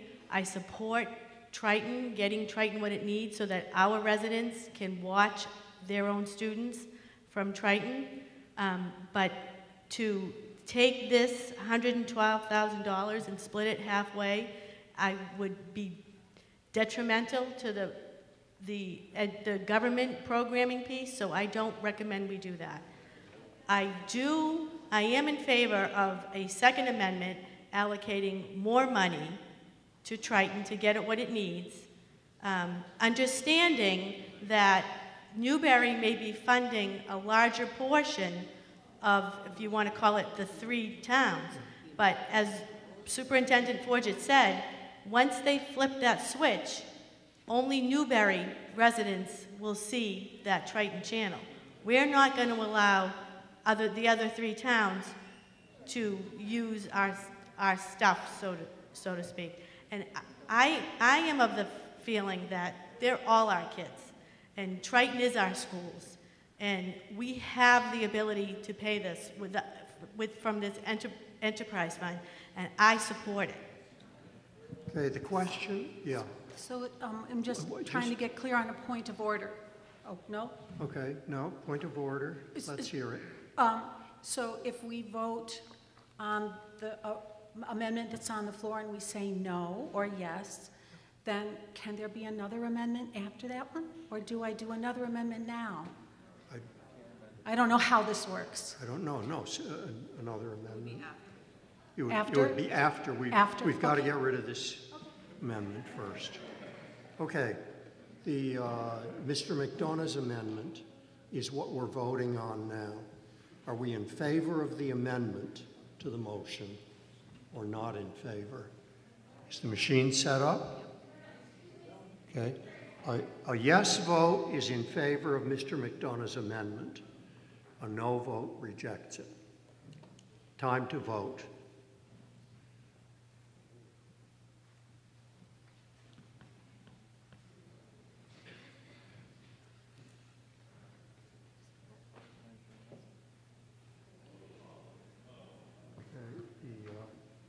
The amendment goes down, and we are back now to the motion to appropriate the sum of $112,000. Mr. Moderator?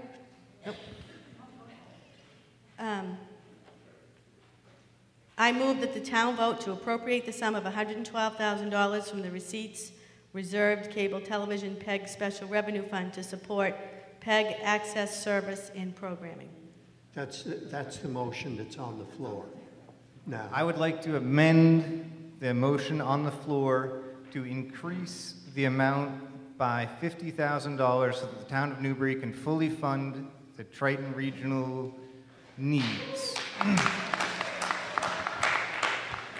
Okay, what is you would increase the amount by $50,000? Yes. So it would be the sum of $162,000. Yes. Second. But does that fully fund it? I thought they needed 80.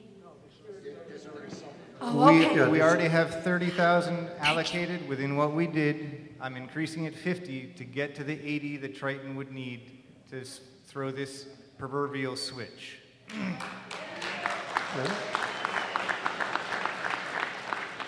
Okay, so once again, we're talking a new amendment now. And does anyone wish to address it? Anyone from the town? Okay, time to vote. Now you're voting on the second amendment to raise the amount in the main amendment from an appropriation of $112,000 to an appropriation of $162,000. Okay, so it's on the amendment. All those in favor of doing that amendment, vote yes. Otherwise, vote no.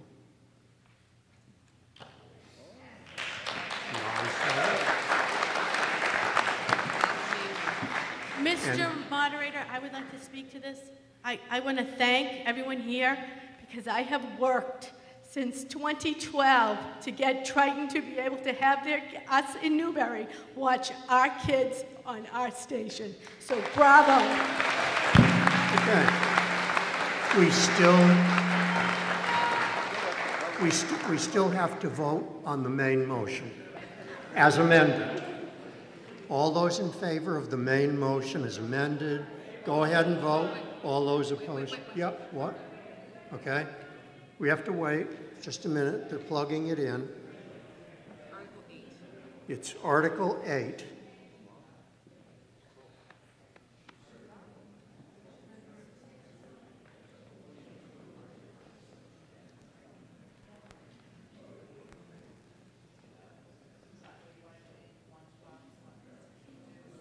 To 162.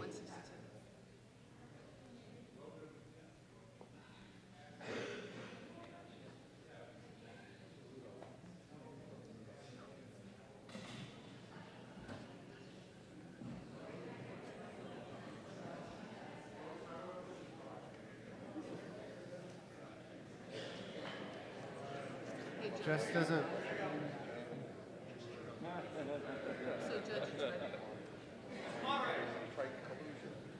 Mr. Moderator?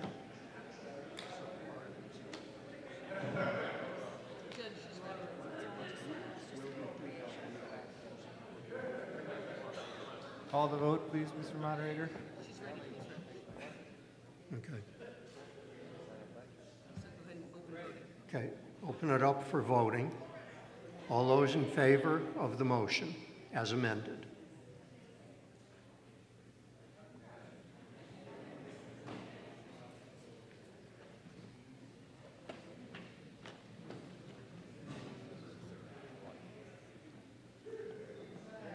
Okay.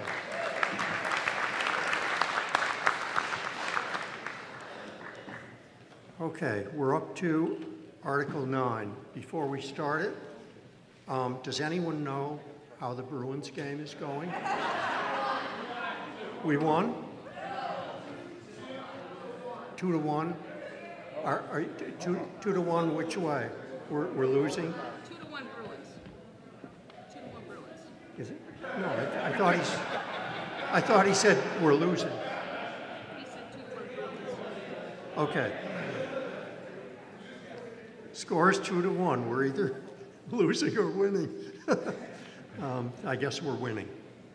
But that doesn't last for long. There's still plenty of game left if we can get through the remaining articles. Article 9, relative to something or other. Who's supposed to make the motion? Mr. Jesperson. I move that the town vote to authorize the total expenditure for the following revolving funds for the fiscal year beginning July 1st, 2019, to be expended in accordance with Chapter 35 of the Code of the Town of Newbury. Recreation Revolving Fund, $50,000. Municipal Waterway Improvement and Maintenance Fund, $54,310. Motion is made and seconded. Any questions, sir?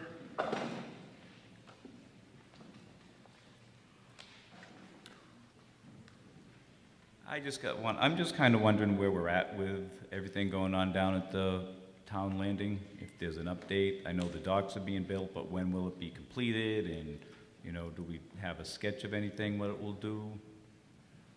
Okay, Police Chief Riley.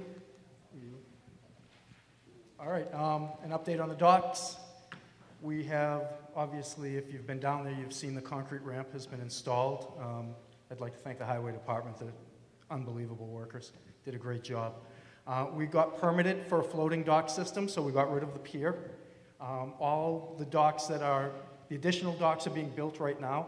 We've sunk a couple of the new support holes for the casings to go in, and hopefully we're going to start installing docks midweek this week.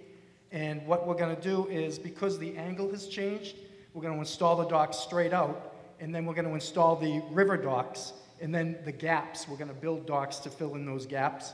That way we don't have to guess on measurements, and we don't have to move different casings around. We're trying to use as much of the original equipment as possible and just add a couple of more casings. But because that angle changed at the end, we tried to get rid of that. There's going to be a gap in the parallel docks than with the perpendicular. So we're just going to try to fill those in. But you should be seeing a lot of movement, hopefully this week.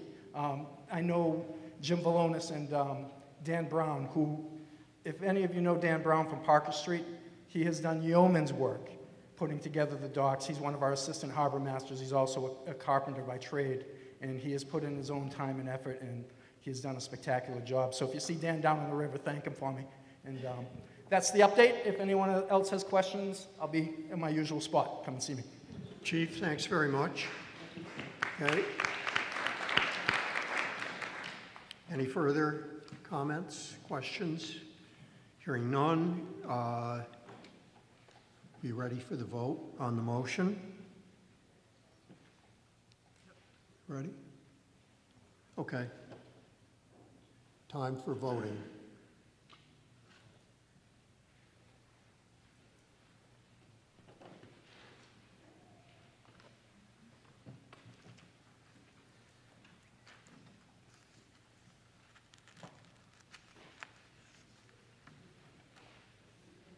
Okay, the motion carries.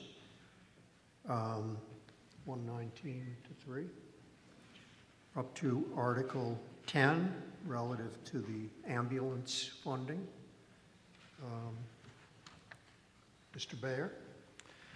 I move that the town vote to appropriate the following sums of money to operate the ambulance enterprise fund. Salaries and wages, $94,814. Expenses, $82,360. Debt service, $22,083. Insurance, $4,000. Medicare, $1,351. AFG stretcher grant match, $9,000. Indirect costs, $56,597. extraordinary and unforeseen, 6,320, total of 276,525.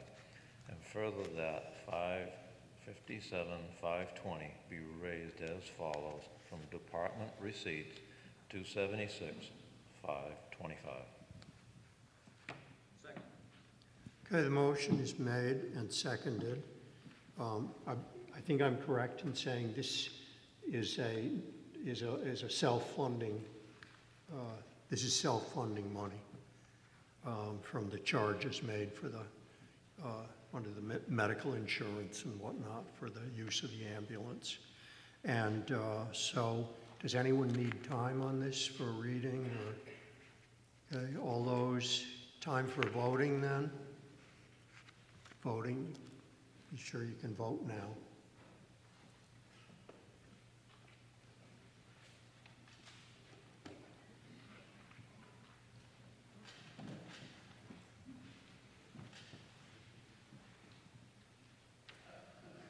The motion carries 120 to 4. The Article 11 relative to a new ambulance, Jeff Walker. I move that the town vote to transfer the sum of $194,495 from the ambulance enterprise free cash account to purchase and equip a new ambulance. Second. Motion is made and seconded. There's a slight bit of explanation under rationale. If you need time to read it now. Mr. Moran?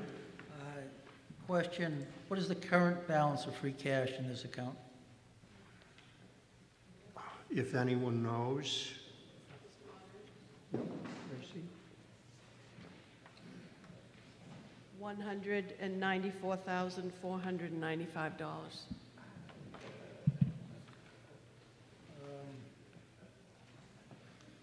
Okay. So we're spending all of the free cash out of this account to buy the ambulance? For the ambulance. Mr. Moderator? Yeah, it's the ambulance free cash account. Free cash? Not our own, not the general town free cash account. Okay, the free cash in the ambulance enterprise. Yeah. If I may speak to this for a second? Just a follow-up on this. The confusion I have here is, I'm looking at your auditor's statement that closed last year. It looks like the net position is saying that the total net position is $500,000. It appears that we always take in considerably more money in this account than we spend. Is that a correct statement? That's why I'm surprised when there's only $195,000 in the account. The ambulance service has been making money.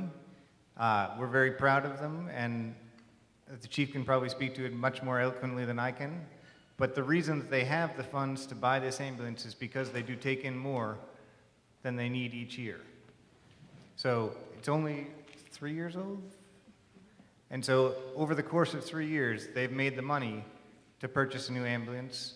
And I think we should all be very proud of the folks who serve our town, that they're doing such a good job and managing things so well that it doesn't have to come from the town and our taxes to purchase their new equipment here. I agree with that, but I'm perfectly clear. We're taking all the free cash, and then the years ahead, we'll continue to replenish that through the operations. Thank you. All right, thank you, Mr. Moran. Mr. Doyle?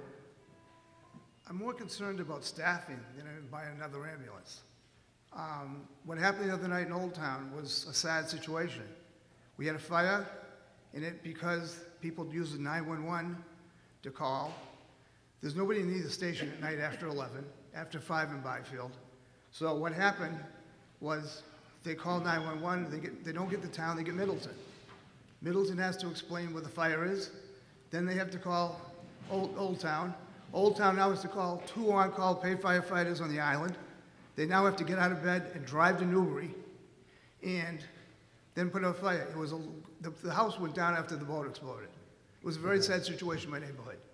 What I'm concerned about is if this fire was in Byfield, you had another 10 minutes to that. We need staffing, not more equipment. Does anyone wish to respond to that? Okay. Article, what is it, 11 is ready for voting. Vote now.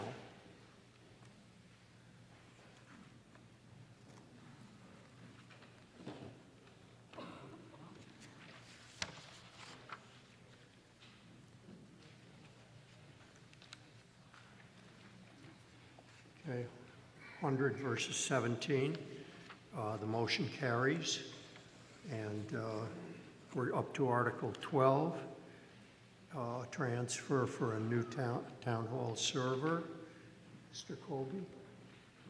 I move that the town vote to transfer the sum of $10,000 from free cash to purchase and install a new server for the town hall. Motion is made and seconded. Any questions on that? See none. All those in favor? Sir? Yeah. Okay, we're ready to vote. All those in favor of the motion?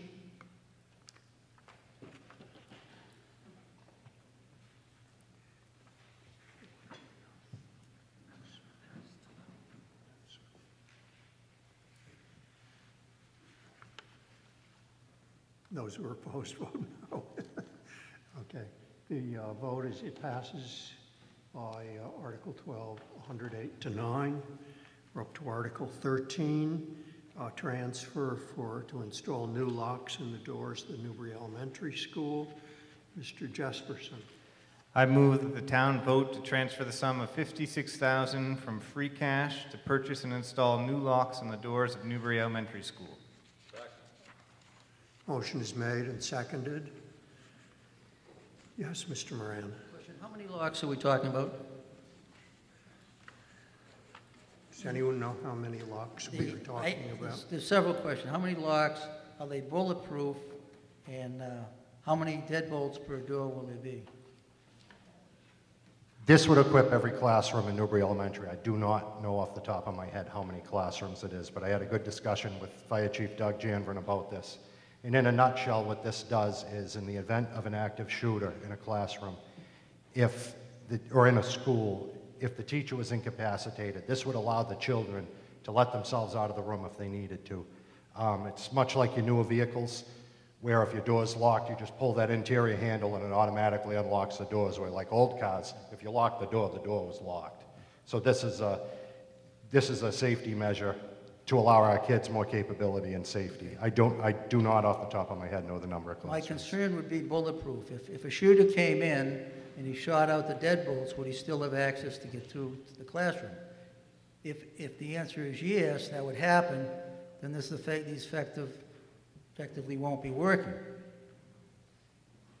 So does anybody have an answer on whether these locks are bulletproof? Okay. Oh. Mr. Moran. There is no bulletproof lock or door made, because if you lock a door, you can always get something big enough that will go through it. I mean, you can talk to the chief to this sort of thing, but the measure of safety is what's important. And this is a reasonable measure of safety where somebody is ostensibly going at a door, not trying to shoot it out, but to try and get in. And this is a preventive measure that is reasonable. Thank you.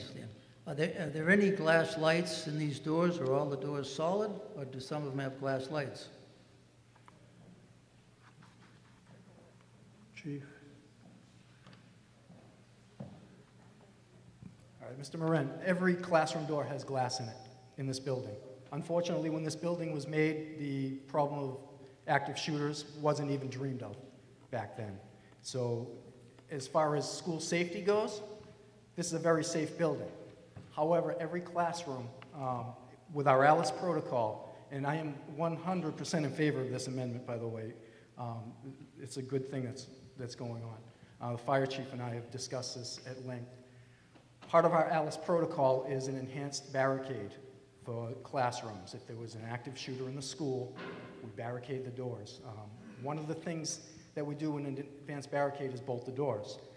Statistics have shown in these situations that these people are looking for easy targets of opportunity, and they try to get through that door, and if it's not budging, they're not going to spend a lot of time on that door, because the more time they spend trying to get into a room, the more innocent victims are getting away. So statistics show, and the federal government statistics will back it up, they look for an easy target of opportunity. If that door is bolted, most likely they're moving on to the next door. These doors, unfortunately, with our lock system, if we bolt the door from the inside, or we barricade the door from the inside with props, if something were to go on in that room, there was a medical emergency, or for whatever reason, kids and the teachers would have to evacuate, there's no way for them to easily get out. These locking mechanisms are deadbolts, and they provide great security for the door. However, if a child needed to get out of the room, or people needed to get out of the room in a hurry, all they have to do is hit that handle from the inside, and the deadbolt would automatically disengage. They're very expensive, but they're very effective. And, you know, unfortunately, the cost of outfitting the classrooms in this school is $56,000. I wish it was less, but it's not. And is this a firm quote for $56,000? That would be Superintendent Forget's department, but if he says that's what it is, then I believe him. So, thank you. Okay, thank you. Thank you, Chief, again. Yes, ma'am. Robin Prophet, 7 High Road. I wonder if anyone thinks that we would want an amendment to increase this budget, because if we spend the $58,000 on doors that have windows in them, later we may think we now have to put in new doors, which cost another $56,000, and we'll have to do the locks again. For me, I mean, I have kids in school, and I think about this too. Sure. So now, I just think anyone who right. has kids or grandkids like we do at school, you think about those windows. I know every school has them. The doors have windows. So it's just a thought. Right. That's all. I think your remarks are well taken, and we understand. That is a different subject in a way, in that it's doing something else with the door to increase safety. I hear So you, but if we're going to budget this much money here and now to put locks on doors that really aren't safe, I mean, we all know that if anyone wants to get through a door that has glass, they can get through that door, and it doesn't take a lot of time. I mean, if I wanted to get through a door and it had glass, it was the first place I'd go. If there was a fire and I wanted to get out, I would break the glass. Everyone knows that. I mean, it's just simple. Even a kid would think of that. Okay. Now, okay. Mr. Moderator, Fine, may I thank you. speak to that? Yes.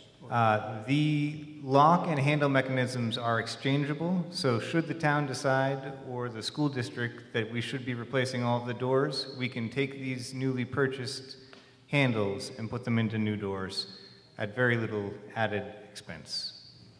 Right. Thank you. Okay, time to vote. Ma'am, I think you made your point, but this is a different subject. I don't believe that. I'm sorry. I don't Okay, believe it is. you don't? I just want to ask if everyone else believes that that is sufficient. Are you, excuse me, are you arguing that we should vote no on this, on the lock exchange? I'm asking if anyone in the room feels that they should amend this to address the doors. No? Anyone? No, that's not the question before the meeting is the locks. That's what we're addressing right now. Okay? Now, there's a way to bring that up, but it should be done before town meeting. You go to the school planning people. Do you agree? School building. Yes, I guess that's another question. A lot of us received this information just here and now, right on the way in. Am I right? Okay. Okay, but a lot of us did. Right. Okay, thank you. Now, we're ready for a vote on the article. All those in favor of Article 13 to replace the locks and appropriate $56,000 for that purpose. All those in favor, vote yes. Otherwise, vote no. Time for voting is now.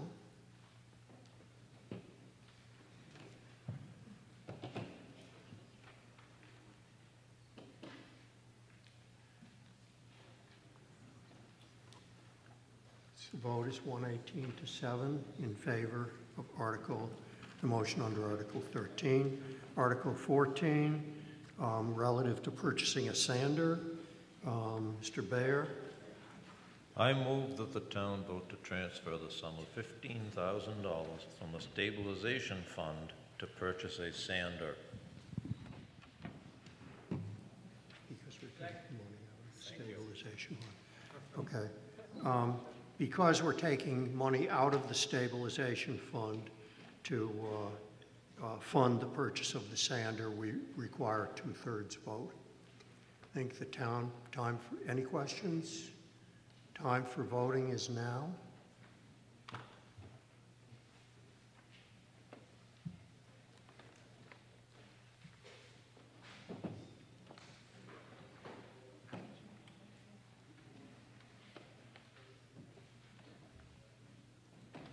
Okay, the vote is 106 to 11, meeting a 2/3 requirement. So the motion passes. Down to Article 15, to see if the town will, well, it's relative to a crack sealer. And Ms. Greco? I move the town vote to transfer the sum of $47,235 from the stabilization fund to purchase a crack sealer. Second. Motion is made and seconded. Any questions? Sir? Craig Loth, Orchard Street, Byfield. I think this is a very good, a good thing to do, but what's the payback period for this? Because right now a contractor would do it. So I assume this is cost effective, but what would, Mr. Chester, what would be the payback period? Okay, good question. We looked at this and we did a pretty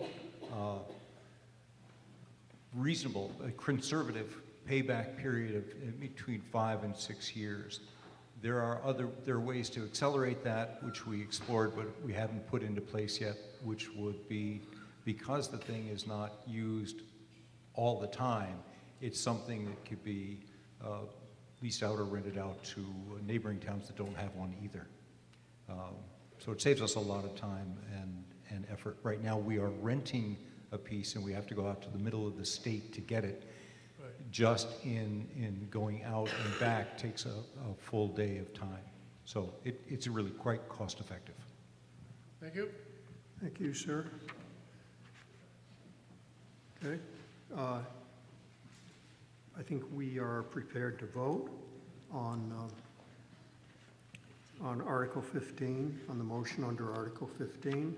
All those in favor of the motion, vote aye. Opposed, no. Time for voting is now.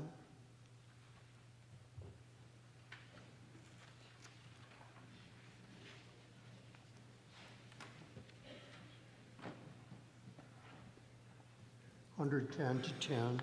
Again, that was a 2/3 requirement, but that vote meets it, so the motion passes.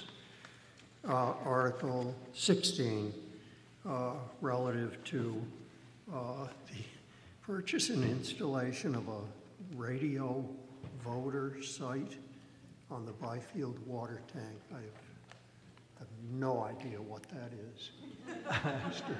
I move that the town vote to transfer the sum of $60,000 from the stabilization fund to purchase and install a radio voter site on the Byfield water tank. Second. Motion is made and seconded. Any questions? I think, as I understand it, that, Wally, come on up, you'll do a better job. And it's because service in that area is so bad. Wally Zeeler, Deputy Fire Chief, High Road. What this voting comparator will do is we have a lot of dead spots in our portable radios during fire ground operations on the western side of the town, Governor's Academy, in and around Central Street, and that side. The firefighter's portable it's the firefighter's lifeline.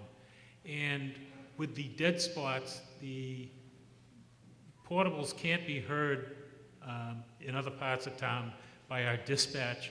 And what this particular piece of equipment does is it picks up the radio signal, it checks the other sites in town that have voting comparators, and it takes the strongest signal and it rebroadcasts it out over our larger wattage repeater. So with the installation and use of this thing, if you've got a firefighter that is in a basement, nobody's going to hear them. But with the radio system, with this equipment, they'll be able to hear them and hear calls for help or anything like that. Thank you, sir, for that very lucid explanation. Are we all set to vote? All on we are on what, Article 16? On the motion, it requires a 2/3 vote. All those in favor and all those opposed, vote. Time for voting is now.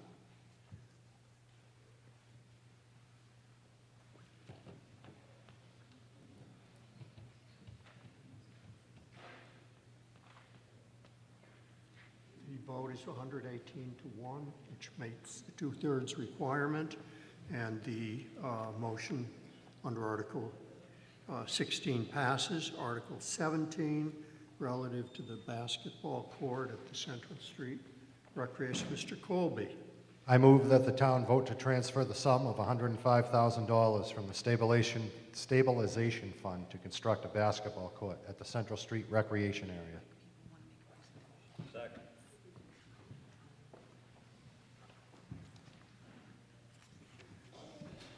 I don't have that on my sheet. Sir? Yes, good. Good. I'm sorry, Mike. No, don't. Did you need it? No, I cut in front of you and I didn't want to. No, that's fine. Yeah, Doing that. you can use this. Yeah. Just real quickly, my name is Mike Volpone. I'm here with David Dempson, David Broll from the Recreation Committee. We've been working on the better half of a year to try to figure out how to make a proposal for this to make it work. There's only one court currently in town, so when we looked at the various different options, if you can slide. The three different types of courts that we've been looking at are a flex court, an asphalt, and concrete. David's going to explain more about the benefits of the choice that we made, but the reason is we went with a flex court is it was the best value. It also is something that will work with the climate and also has a warranty, so we were looking for something that would be more of a guarantee for the town. It's certainly something that will help the youth programs as well, so one more. And just to give you an idea of where it's going to be located. It'll be at the Central Street Field. Where the field house is located, it's going to be off to the side, so when our estimate, we included all the different pieces, and David Broll will be going over that. So, David? First of all, give us one of the reasons that we're looking into this is that, as most of you know, that the basketball court here at the school is in pretty tough shape. It's an asphalt court. We really do feel that a new court, as we set up here, can be more attractive. But more importantly, I think, as a former coach, high school coaches, I think if you want to run some summer leagues and you want to really work and have time to really develop your athletes, from young athletes to run youth camps and things like that, you really do need a good basketball court in the town. It's something that's not here. It's something that our kids need. I know from, renting gyms in the schools is very expensive for youth groups and for high school coaches and also middle school coaches, AAU teams and things like that. So a basketball court. So that's one of the reasons why we went with the court that we're proposing.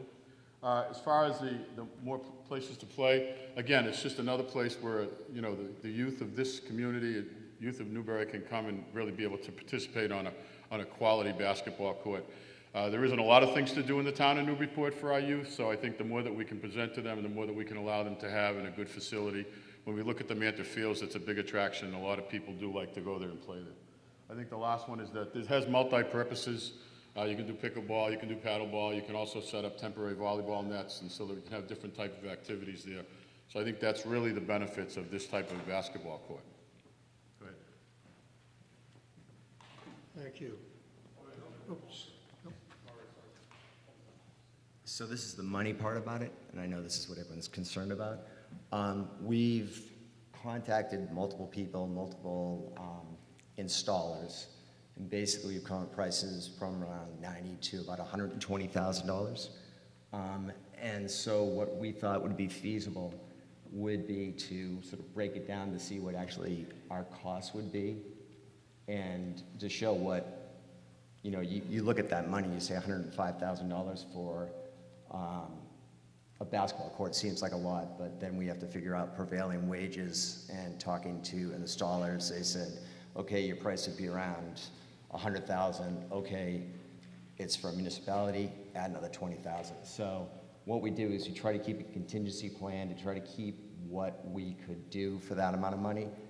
And then also we are planning as a group to try to get, we already have some money promised from other supporters. So eventually that 105 that we're asking will come down right now at $10,000, because we have someone that is gonna put that money forward to that. And then after that, we're gonna go out and reach out to whoever we can get to bring that money down. So we're putting down the court. That's what we'd like to do, but the other part about it is we are trying to do it also to bring in revenue. So right now we rent our fields, and I think this is going to be another revenue source for the town by renting the courts. So it's not like, I think it's great that we're doing it to put it on there, but it's not going to be a revenue zero thing. We'll actually start making money for it. So any questions?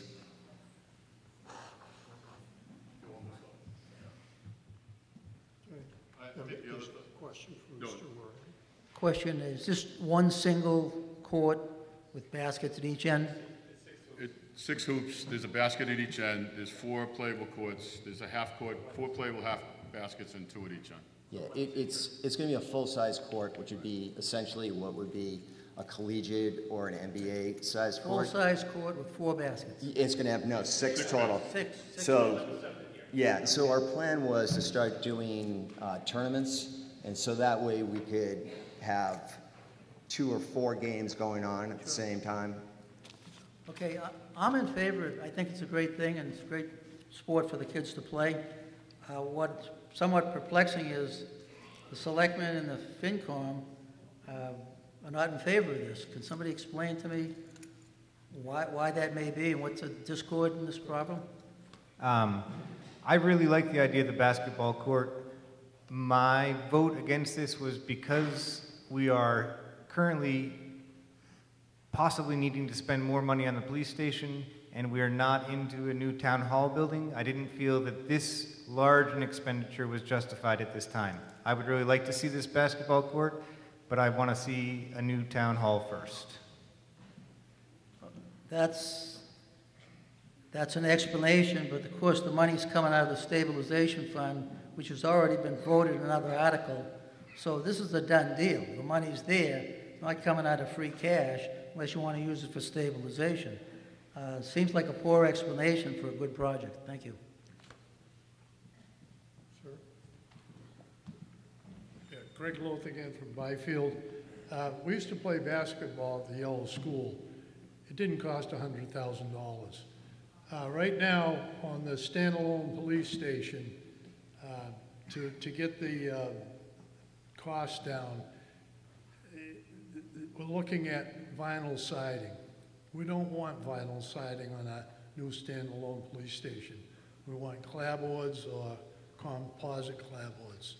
So this money would be better spent on a new standalone police station. So I'm against this. Okay. I'd like to respond a little bit to that, sir. The courts that were played on years ago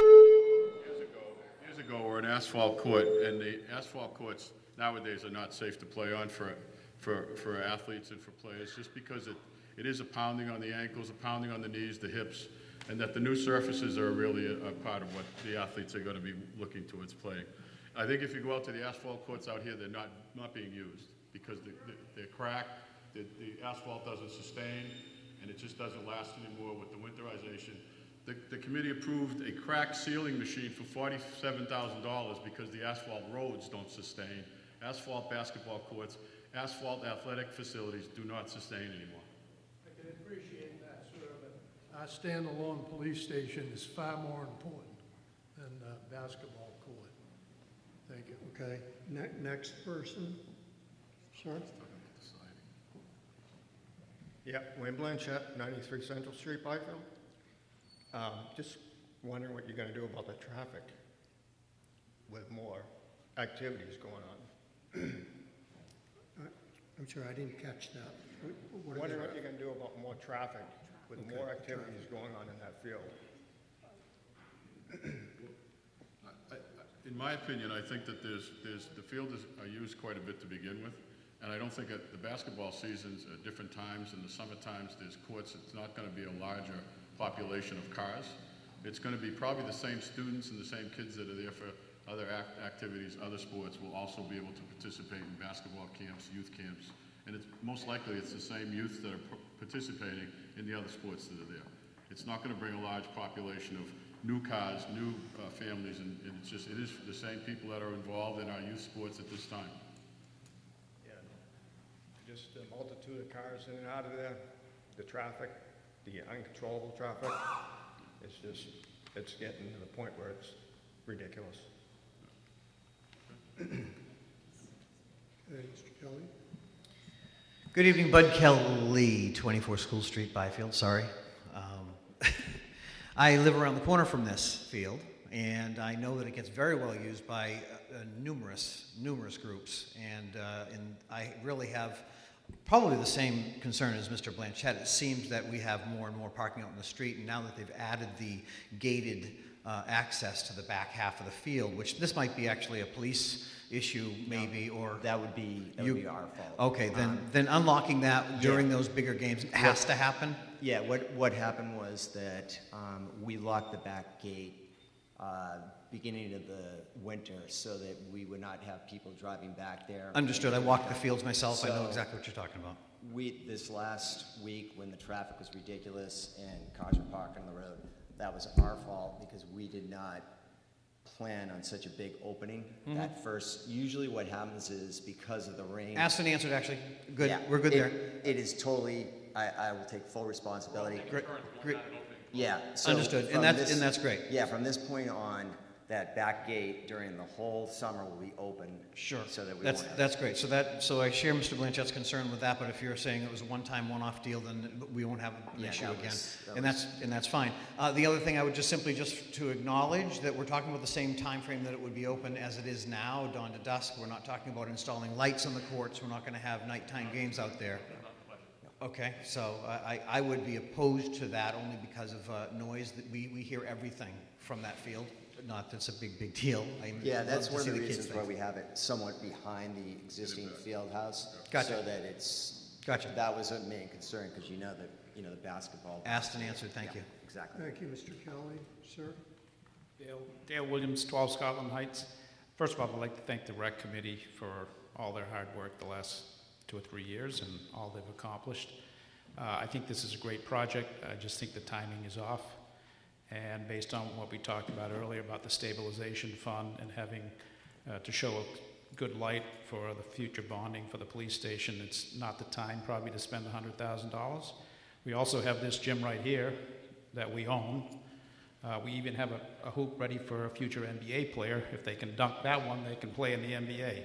But I think we could, if we are going to rent out a court, I think this school could serve that purpose. Of course, it's going to cost money, but someone will have to supervise that. But I'm not sure that the time is right to spend $100,000 on a basketball court, given what we're trying to do with the future bonding of the police station. Okay. John Kriegel, 8 Pearson Drive in Byfield.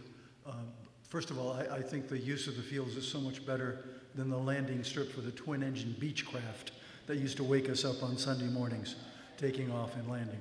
But secondly, you've already said there's going to be some income generated from this, so that's going to offset some of that 105,000 people are being concerned about. But my question is, 4-foot fence? Basketballs bounce a hell of a lot higher than that. No, the plan, we thought about this in the location of it. There is a road there, and with kids playing, obviously some of the soccer parents are going to have and there's kids quite a hill. bouncing. So the idea is to set that fence at the road so that if the ball bounces, it doesn't go into the road, the kids don't chase it. So that's what it was. It wasn't to, encompass the whole thing. It's just to keep the kids from going onto the road. Thank you. Thank you. Sorry, really quickly, Catherine DeLay, Elm Street. I know because of the waterways and because it's, I want to know if you've done any inquiries with the Department of Environmental Protection for what you're planning on doing to put materials into that area. Because it might be an issue, because it's wetlands. All of this would go through the Conservation Commission with the town for approval. All of you will go through, or you have? This plan would have to go through, with the final plan would have to be approved. So perhaps if you go through finding out that, it might change what your costs are depending on what of those things are. Anyway, Basically what it is, it would be a foundation that you would have in any residential home, and then on top of that is a plastic surface that goes on top of that. So I don't know what's underneath the ground because we were not there before that, but we would not be I bring it up adding. because when we first went into using this land for those fields, the original rec committee had a lot of these questions come up back in the very beginning. So that's just my 2 cents. Yeah. Okay, sure. Mike Bowling, 27 Forest Street. Couple of different things. I thought at one point that Warren Mantle was supposed to have put a basketball court in as part of Fatherland Farms. And then when we got the land across the street, there was talk of it happening there, and that all kind of fell apart. And then when the basketball court at the Yellow School got taken out, they were going to build one, and that never happened. I did some research on the cost of basketball courts, and I saw the flex court, but I said that's like a Ferrari. So Well, I and ended up. and I agree with that too. Yeah, It's not, I wouldn't use the term Ferrari. It is the type of court that we would install that would last versus if you go outside and look at the basketball courts out here, the damage, they're not flat just because they have asphalt. No, So I understand. we wanted to come up with a cost amount that was not super absorbent, but something that would last for a period of time that wouldn't be wasting money putting down something. So that's our reason. I also think that the court that we're proposing, if it gets the use that we'd like to have use, the concrete will always be there. And over a period of 10 years, when you look at the $105,000, if there was a replacement required, it would just be the top surface. And that's probably the least expensive part of the entire construction is the top surface that you put on. And that's just a snap-in-place surface that once it wears, which is all under warranty, and once that wears down, it can be easily replaced. So that court would be there. And the $105,000, when you look at it over a period of 10 or 15 years, that's how long these courts last. Because really all they're doing is replacing the top surface. Right, Break that down it would have been nice if there was more information or a presentation so that people knew this isn't going to be an asphalt court that's going to fall apart. Yeah, no, and that's why we have this, that when you see the $105,000 on the warrant, you're like, My other question in regard to this, where it is such a large amount of money, is if the fields are making money now, which I assume they are, because they're still in operation, when is that snack shop going to be done?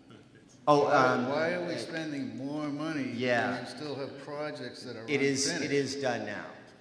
Well, I see the outhouses there again. Yeah, and we are going to continue to keep the outhouses there just for the reason that we have to lock it certain times. So we don't want people going up there and then deciding I have to go and go on the side of the building or somewhere else. So at least one of the outhouses will remain there all the time for that reason. We can't trust to leave the building unlocked, as we know in this town. So we've started unlocking it during the weekends, during the day up till I believe around 8 o'clock. And I mean, this is during the weekends. And the weekdays, I think we open it at 3 and we close it at 7. So it's, the reason it has taken so long, it's a town thing. We had to come up with rules and regulations. We have to go over, and so it's been a long process. And yeah, and so a lot of money too. yeah, and it's beautiful. Okay. I mean, Septic system. Yeah. All right. I say Fine, thank you. one more speaker, sir. Hi, Fred Davis, 59 Main Street, Byfield. You know, this town for at least 5 years has been trying to build a standalone police station, and we're almost there. And the building committee has cut every possible thing they can cut out of the budget. We're trying to come somewhere close to the budget that they have. And to be asking the people of this town, you know, I would say $56,000 for locks is money well spent, if you might possibly save one life.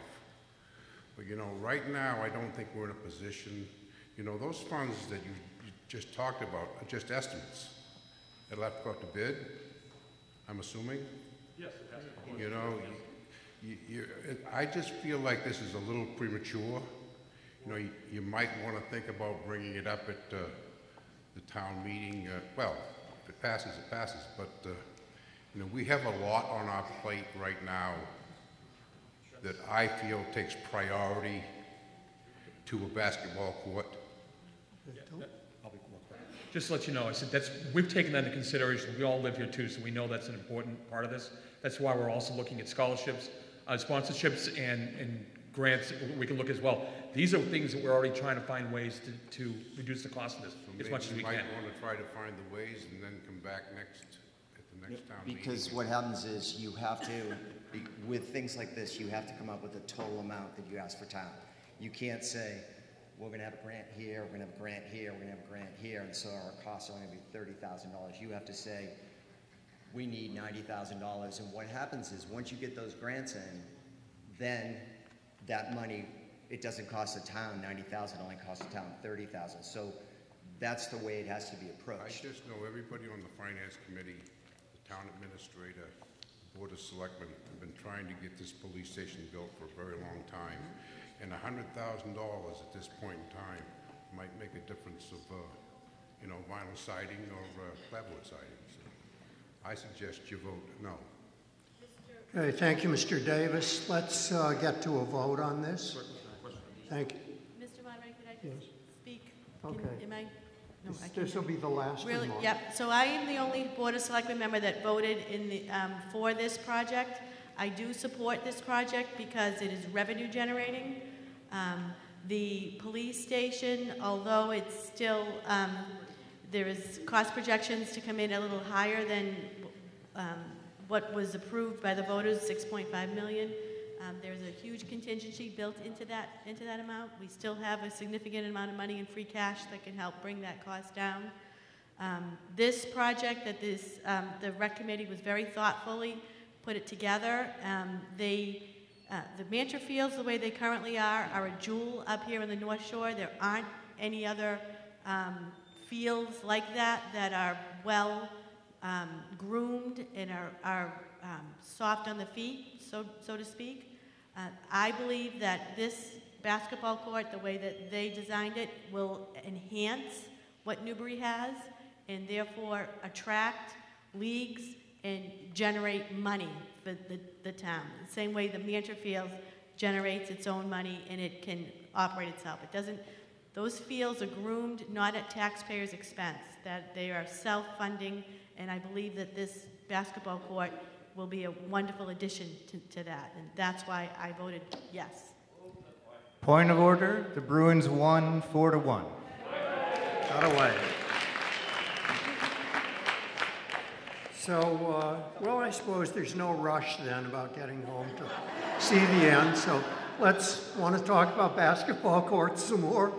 Or shall we get this to a vote? Okay, this is the motion on the basketball court, Article 17.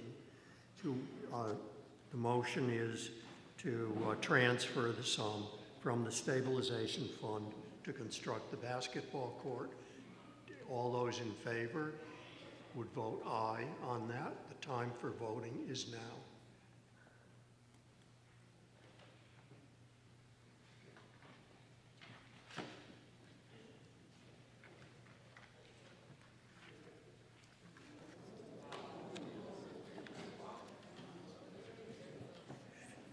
Because that motion actually fails. And it fails because A, it did not even get a majority, but it needed a 2/3 vote because it was money coming from the stabilization fund. So looks like we'll be putting off that particular project. Okay, the next article is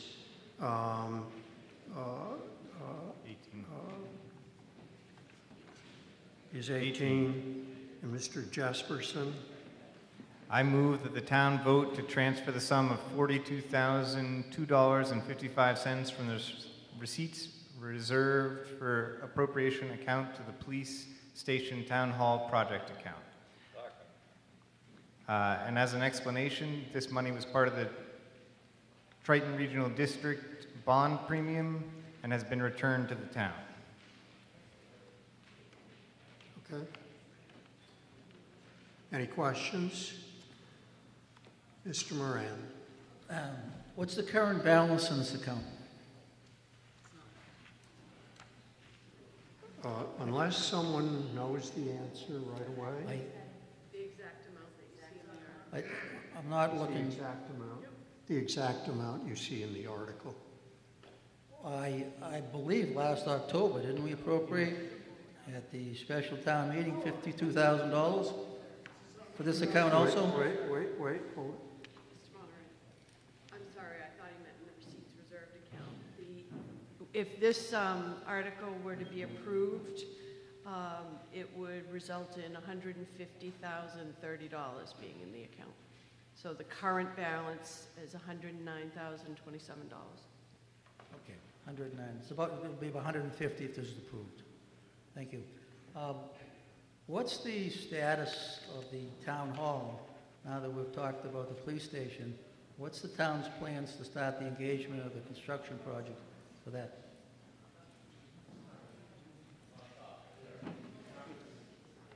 It is my intention to move forward and form a committee to look at whether or not we should be renovating town hall or tearing it down and build new in the spring.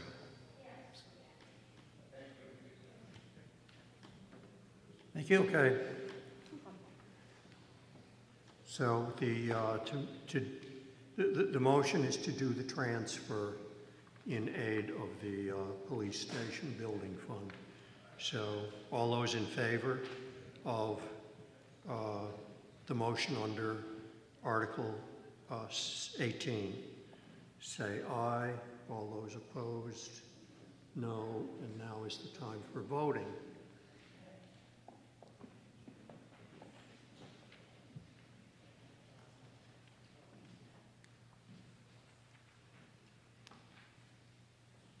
A 92 to 11.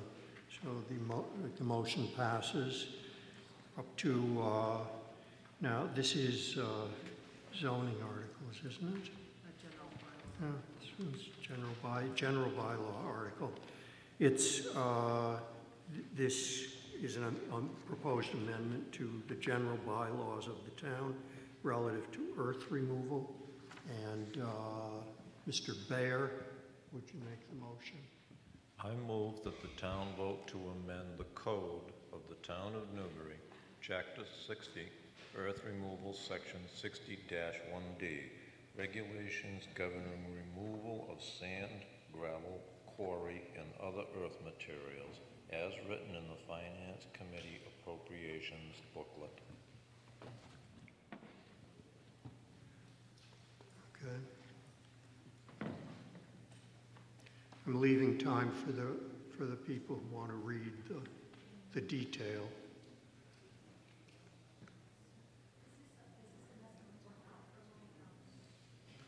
I'm sorry, what? I can explain this a little bit, Mr. Moderator. Okay. Currently, there's no bylaw in regards to how much material can be taken off a site during construction. The building inspector felt that this should be there so that someone doesn't essentially treat a building permit as a sand and gravel operation. So this allows roughly the amount of dirt to be taken off site for a large house's footprint. Very large, actually. Okay. So any questions? Okay, time to vote on the article to make the amendment to the code.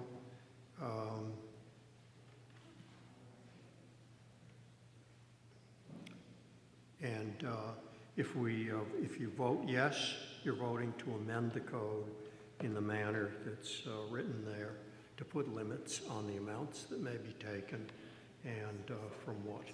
And so all those in favor of the code? Oh, we've already done? Okay, good. Passes. Okay, up to Article 20. No, we've done Article 20. That was the... I vote to amend the Code of the Town of Newbury, Chapter 82, Peace and Good Order, by adding a new Section 82.6, Construction Work Hours, and renumbering the subsequent session as written in the Finance Committee Appropriations booklet.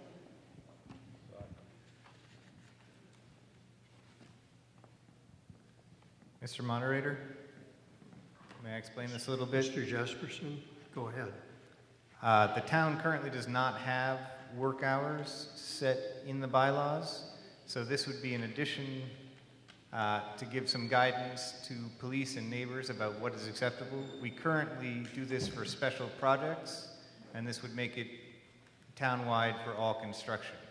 I voted against this because I didn't like the inclusion of the holidays, because sometimes that's the only time you can get your family together to give you a hand on a project. Okay, sir. Channing Howard, Central Street in Byfield. In part, I agree with all of this, but I do have a question, and possibly I'd like to make an amendment to this as far as including Sunday in this bylaw. We were just on Orchard Street less than a month ago. We had a brand new house going up, and we had a framing crew working on Sunday morning with nail guns, blazing away with no consideration to any of the neighbors. I would like to make an amendment to this Article 20 motion to strike Sunday from construction work hours. Hold up, we may need to... Is he striking between 9 a.m. and 4 p.m. on Sundays? Are you striking the words between 9 a.m. and 4 p.m. on Sundays? Okay, just so we understand what... No hours on Sunday. No, this is the permitted contract. This is not for a home. Right. Okay, so it prohibits Sunday work on the construction project, yeah. Right. Point of order, Mr. Moderator. This would apply to any construction permit. It can be done by homeowners or contractors. So if you pull a permit to do the work, which you all should, then this would apply to you. So it applies whether the work is done by a contractor or the homeowner on a Sunday. So, okay. Maybe this should be better written then, because towns on the North Shore, I've looked at Beverly, Salem, Peabody, Boston. They do not allow construction on Sunday. So maybe this should be listed as contractor construction. There's towns that do list domestic, they call it domestic work. So this doesn't, Salem has had a newspaper article about it, Peavy's had a newspaper article about delineating what you said is the homeowner being able to work on his house, but not to have a guy with an excavator putting a septic system in on a Sunday when it's supposed to be, you know, hopefully some type of a quiet time. So, is any more discussion you'd like to add to it, or this definitely needs to be looked at? I think we could add some, I mean, we could table this to the next town meeting so that we can get it crafted a little more like what you're talking about, and what I might like to see. I don't know how the other people feel. So we can also pass it now and adjust, but go ahead. Yeah, come up to the microphone so we can all hear you. I work for the highway department. Does that include us? Because we work from 6 to 4. Right. I'm just asking a serious question. Right. That's all. This is pursuant to a building permit. So if you don't draw a building permit to do your work, I suppose. Okay, thanks. It doesn't apply. Okay. So I think if we want to get into the issue of the Sunday thing, it's that requires some rather tricky reworking of the language. So, okay. So, Mr. Moderator? He removes the Mr. amendment. Moderator? Can that be done? Can he just No one seconded it. Okay. Yep. Okay. I move that we table this to the next town meeting. The motion is to table to the next town meeting. Okay. So, right, all those in favor of tabling, you write it down in your thing. So if you're in favor, okay, here we go. Vote now.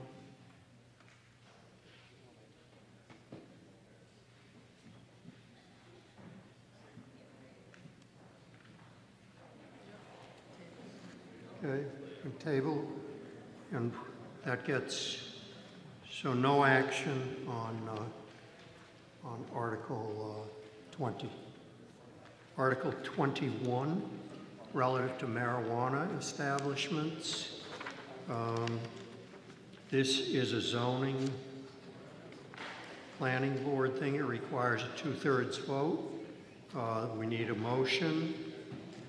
Who's making the motion on this? I vote to amend the code of the Town of Newbury, Chapter 97, zoning, Article 5, Special Permits, General Section 97-5H, marijuana establishment, subsection 97.5H, location and article, regulations, use of districts, Section 97-3M.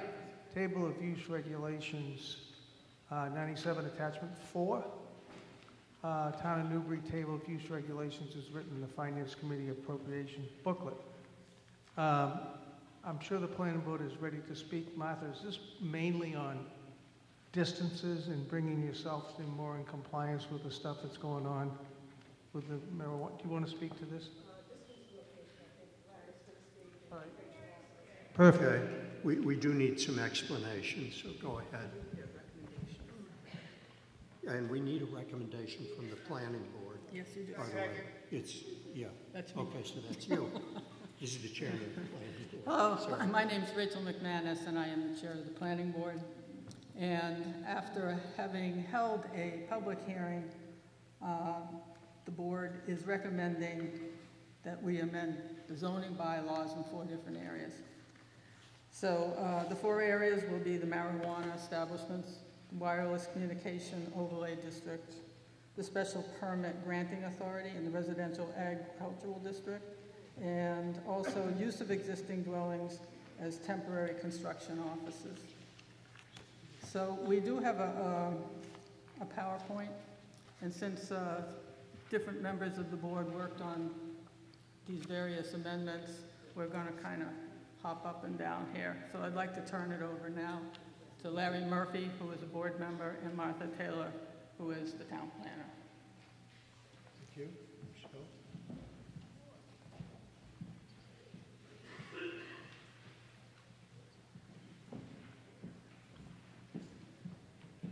Hey, thank you, Rachel, Mr. Moderator. My name's Larry Murphy, 30 School Street. I'm a member of the Planning Board. We do have a PowerPoint presentation, but while they're pulling that up, you all recall that in 2016, there was a statewide ballot question that approved the sale of marijuana for personal use, that is non-medical use. The statewide vote was, in round figures, was about 54% in favor, and also in round figures, the vote in Newbury was about the same, so it was consistent with the state. The Cannabis Control Commission was tasked with regulating the marijuana industry and including adopting regulations. Anyway, the reason for the proposal is very simply this. We passed this bylaw last year at the annual town meeting, 2018. It had been drafted before the Cannabis Control Commission and the CCC had promulgated their regulations. They came out at about that same time, but because of the timing to get the bylaw on the town meeting warrant, oh, there we go. Of course, it had to be drafted before the CCC regulations came out. So we went back and we had to review the bylaw and, in light of the new regulations from the Cannabis Control Commission. And we basically found two things. One is that it is more restrictive than I think had been originally intended when it was passed last year. And also, it's questionable as to whether or not it's consistent and to what degree with the CCC regulations. The term they use in the regulations and in the state statute is that bylaws cannot be unreasonably impractical. So what we're proposing to do is to expand somewhat the locations where marijuana establishments are permitted, and also to take another look at it, reducing the buffer zones for marijuana establishments for certain protected uses. Can we have the next slide, please, Susan? Now, I just want to explain, marijuana establishments is a broad term that includes any type of activity that ultimately results in the sale of marijuana for personal use. It doesn't just relate to the retail sale to the ultimate consumer. It also controls things, regulates things like production, packaging, wholesale distribution.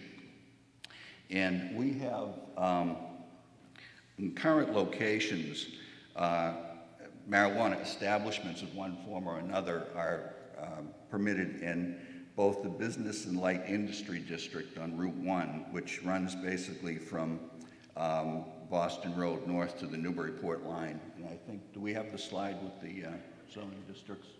Okay. And Martha, maybe if you have your pointer, if you could. So the Business and Light Industrial District is right in here, that pink area from, sorry. Yeah, why don't you step up? It's from the Newburyport, Newbury boundary up here down to Boston Road. That's a Business and Light Industrial. So all marijuana establishments, including retail, are currently allowed in that district. The other district where all marijuana establishments except for retail are allowed is in what we call the Commercial Highway District, which is down here on Central Street at the intersection of 95, and also up there on Scotland Road at the intersection of 95.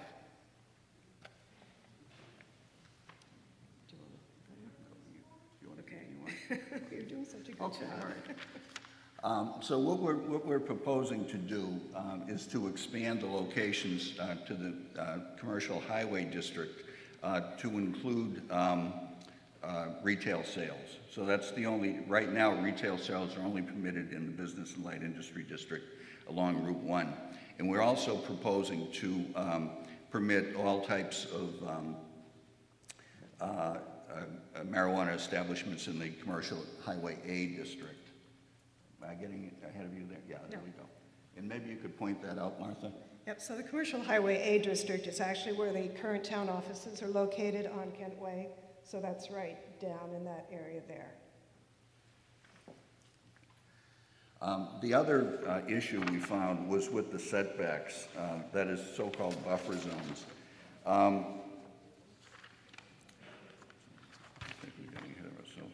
Right now, under the current bylaw, I'm sorry, I'm getting ahead of myself. Yeah.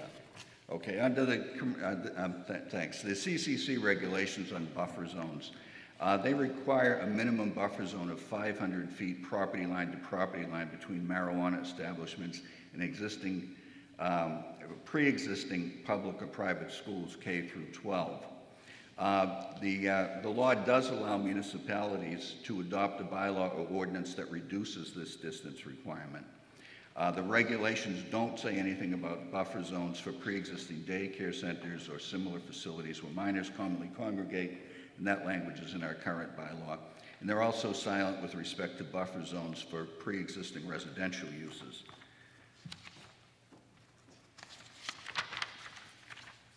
Now, under our current buffer zones, for retailers, it's actually 1,000 feet property line to property line for from pre-existing public or private schools, grades K through 12, daycare centers or similar facilities where minors congregate, for example, libraries, playgrounds, etc. For the other forms of marijuana establishments, it's 500 feet property line to property line from those uses. And for all types of marijuana establishments, it's 300 feet property line to property line from a pre-existing residential use. Now, the problem is when you apply those buffers to our existing permitted areas in the CH and the BLI districts, there are few, if any, locations where these establishments can actually be, can actually exist. So the next few slides are showing what the buffer zones are under the current bylaw. So the first one is again in the Business and Light Industrial District, and you'll see two areas in blue. That's Newbury Elementary School, and that's the Harmony Natural Learning Center. And it's a little hard to see here, but there's a blue shaded area around those which represents the 1,000-foot buffer zone. That in itself, when we were putting the bylaw together, didn't seem like it was too restricted. But as Larry said, we were kind of working a little bit ahead of the CCC regulations when we originally drafted it. And we didn't really have time to vet the residential ones. Next slide. So if you look at Business and Light Industrial and all of the residential uses around it and also embedded within it, and again, the light shaded blue are the buffer zones. In that case, it's the 300 feet from the residences. So effectively, between those two uses, and the 1,000-foot and the 300-foot buffer zones, it zones out marijuana establishments in almost the entire Business and Light Industrial District, except for at the very north, there are a couple of locations that might be possible. Again, looking at the Commercial Highway A on Central Street, because of the residences, which are all in blue here, that effectively zones out that entire area. And on the next slide, you'll see the same thing with the Commercial Highway on Scotland Road. All the residences zone out that district. Even though they're across the street, they're within the 300 feet.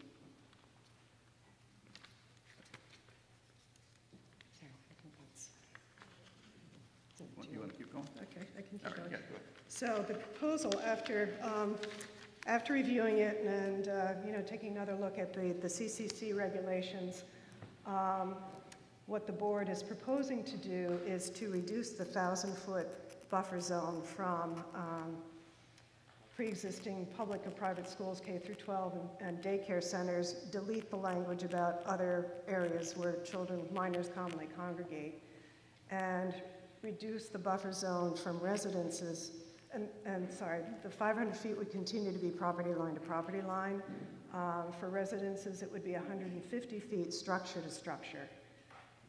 And the bylaw as proposed, the amendment would also give the planning board some discretion to reduce the buffer zones up to an additional 25% if, for example, there was a protected use on one side of a state highway and a marijuana establishment on the other side, such as along Route 1, or there was another physical barrier, such as a railroad track, perennial stream, a significant wetlands, or something like that, if the planning board was satisfied that appropriate security measures were going to be put in place. Next slide. So again, there's Newbury Elementary, there's Harmony Natural Learning Center with the 500-foot buffer around the two of them. To try to do one with all the residences was going to be a little bit more cumbersome than we could deal with, so this is the only one that we have on this. And we get into wireless. Right. Yes, yeah, let's vote on each one. Okay, good, thank you. Okay, so that's the explanation on the zoning bylaw relating to the marijuana. So the amendment is to open up more area as described. And we need because it's a zoning article, we need a 2/3 vote to pass it. So if you understand now, if a yes vote is in. Yeah, sure. I was the one on the Board of Selectmen that voted against this change. I'm not opposed to the industry. I think it does pose an opportunity for tax revenue for communities in the Commonwealth. But what I want all of you to ask yourself is, would you be okay with one of these establishments 150 feet from your home? I believe that land use can cast stigmas on parcels around it. I'm a strong believer in that. I repeat, just ask everyone, would you be cool with this 100 feet from your house? Because by passing it tonight, you could be doing that to one of your neighbors. Mr. Moderator? Okay, come up to the mic. Let's hear from Mr. Jesperson first. I'm the one who pushed this coming before town meeting last year. I think it's one of the best opportunities the town has for income that isn't on taxpayers' backs. And we have currently we may be in violation of the CCC regulations, so we need to fix this. If we need to adjust it again, we can, but I think if we want to be viable and have one of these industries come to town, we need to pass this now before it's no longer a money-making proposition. Okay, sir, this fellow first, then you. Yeah, I'll keep this very brief. Judson Blanchard, Hanover Street. Both my children go to the Harmony Learning Center right now. I'm also a 20-year high school educator from California, where we've also had legalized marijuana for a while. Just to raise this beyond the level of hypothetical, at this point, it's one thing to imagine it being closer to your house. At this point, there would be one that is perhaps thinking about having a retail operation within that 500-foot, within the 1,000-foot range of Harmony Learning Center. So this is no longer hypothetical, but an actuality. And I just wonder, I understand the revenue potential. I am not ignoring that aspect. I don't think we should. I understand that marijuana can bring revenue to a town this size. I also think that when it comes to our two school systems for pre-K, this is not a good choice. This is something that does affect these schools. I've seen it in California. I would highly suggest that we vote no on this at this time. Okay, thank you, sir. Sir? Thanks. To Mr. Colby's point, I appreciate where you're coming from. Okay, first say your name and Oh, I'm address. sorry. Larry Murphy, 30 School Street. Thank you. Just a couple of points I'd want to make. If our bylaw is challenged, and if we lose in court, and frankly I think that it's susceptible to a challenge, then we have no protection. These things would be treated like any other retail, like a grocery store or a convenience store. So we need something that's workable. Now, what we're proposing is a half a football field buffer between a pre-existing residential use and a marijuana establishment. And bear in mind that any marijuana establishment would still have to go before the planning board for a special permit. And we have a lot of general authority under the special permit bylaw to impose additional safety or additional conditions such as sight and sound buffering, light mitigation, parking mitigation. So we can address any particular hardship on any particular case. It's very difficult to know in advance what property might or might not be affected because it would depend on the placement of the establishment, it would depend on the placement of the building within the lot. But we do have other means at our disposal to address any concerns. Thank you. Mr. Ma'am? Okay. Yep. Go ahead. I'm Chrissy Rupp. I live and own Harmony Natural Learning Center at 6769 Newburyport Turnpike. So I have a vested interest in this. Both my residence and my business is on the property. I would prefer to see the 1,000-foot buffer stay in place. I think this is a major concern for the families that we have enrolled right now. The feedback that I'm getting is that families that are with us right now have enough trust in the business that they would stay on with us if this changed, but that if they were touring families who were new to us, that a retail establishment in close physical proximity to the center would be extremely detrimental to our ability to enroll to capacity. Okay. Thank you, ma'am. Mr. Colby. The fact that the town doesn't lend itself to this industry geologically doesn't mean that we have to force ourselves to change our laws. If there are places that exist in town, I'm not hearing that there are none, I'm hearing that there are few. If there are none that exist in town, we shouldn't have to move mountains or ruin our neighbors' lives to force these things in here. It's a mandate we're folding to. I don't agree with it. I just don't. Okay. This has been a very interesting debate. I think we're ready to vote on the article now. The article is to amend the zoning bylaw as it is now to make it less restrictive on marijuana establishments. All those in favor of that amendment will vote yes to the article, to the motion under the article, and no otherwise. Time for voting is now.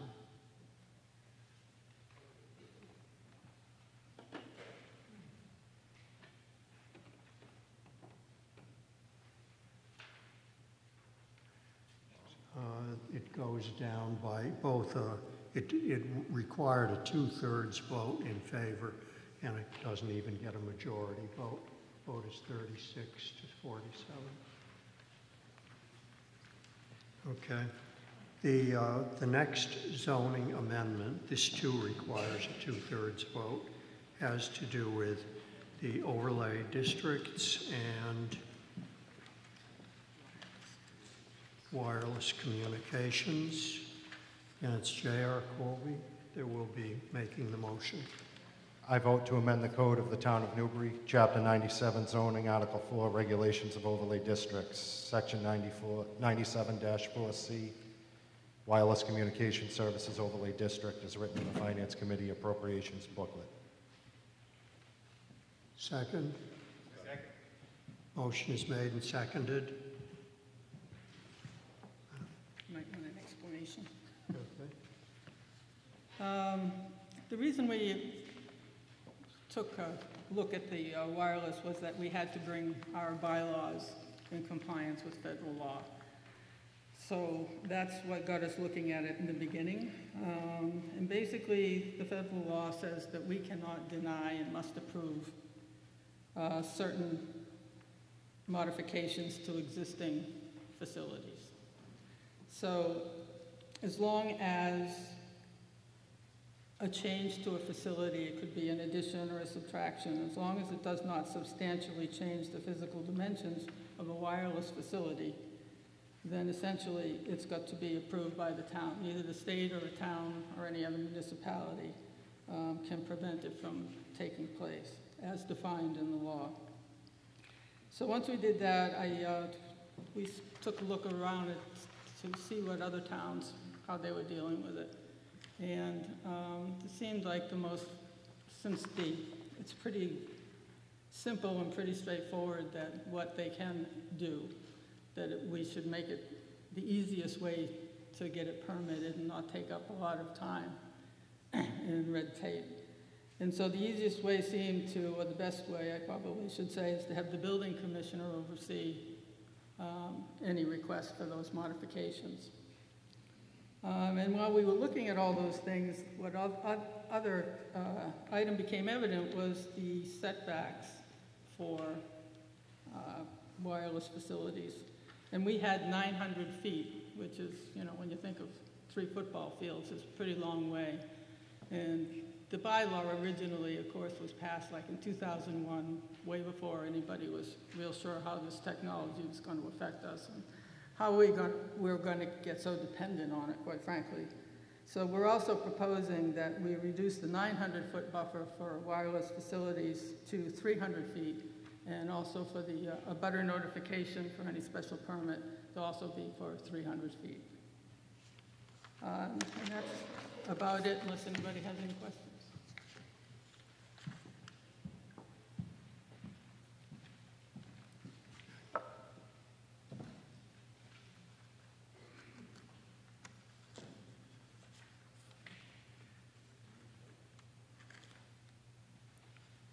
Okay. Okay. So, any questions? Any observations? We're ready to vote on the zoning amendment that would amend the Article 4 to the regulation of overlay districts as described by the planning board. And so if you want to amend the zoning, the present zoning requirement, you vote yes, and the time for voting is now.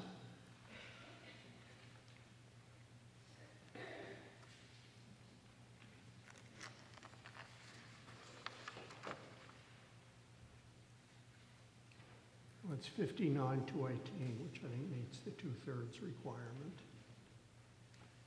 So that zoning amendment passes. We're down to Article 23. Okay, relative to the special permit process in the agricultural residential districts.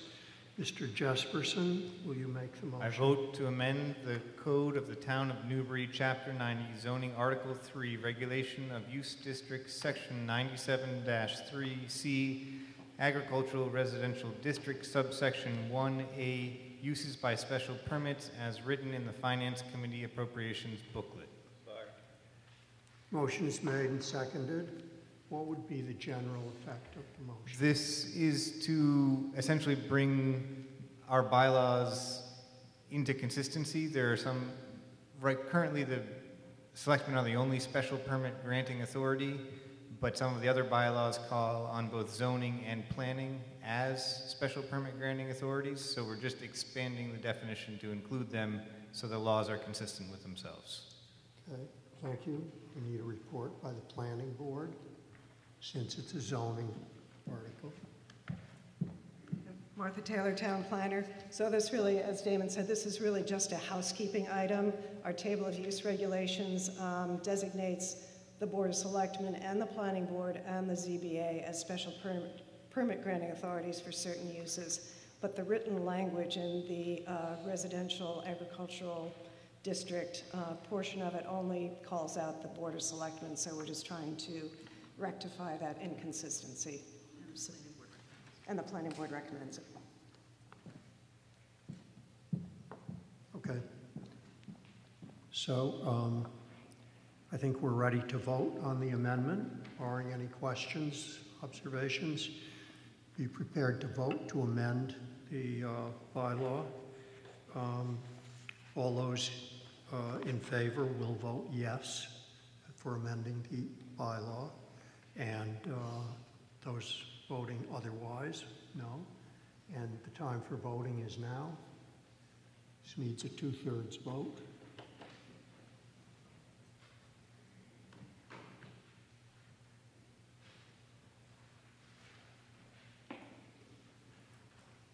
(75-3), which meets the 2/3 requirement. It passes. Article 24. Relative to destruction of temporary building project headquarters. Mr. Bayer, you make the motion. I vote to amend the Code of the Town of Newbury, Chapter 97, Zoning, Article 10, Regulations, General Regulations, Section 97-10F, Temporary Trailers and Mobile Homes, as written in the Finance Committee Appropriations Booklet. Motion is made and seconded. we need a recommendation from the planning board.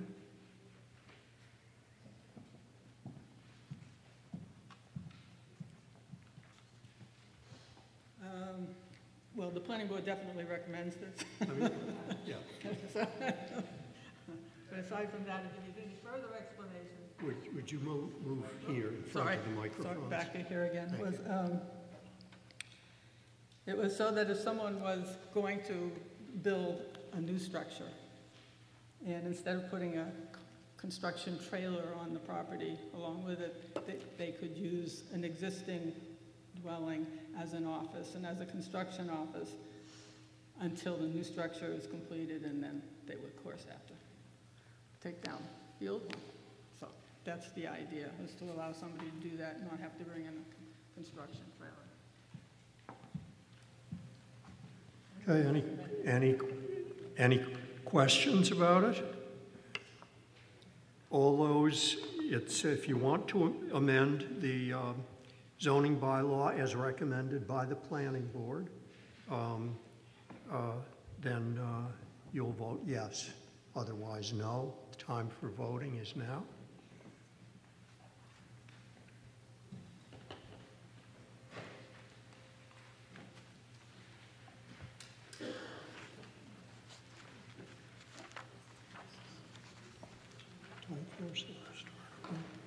Okay, 79-3, which meets the 2/3 requirement. So the motion under Article 24 passes. And does that bring us to the end? That brings us to the end of the articles. And your motion to adjourn has been made, seconded. All those in favor, say aye. Aye.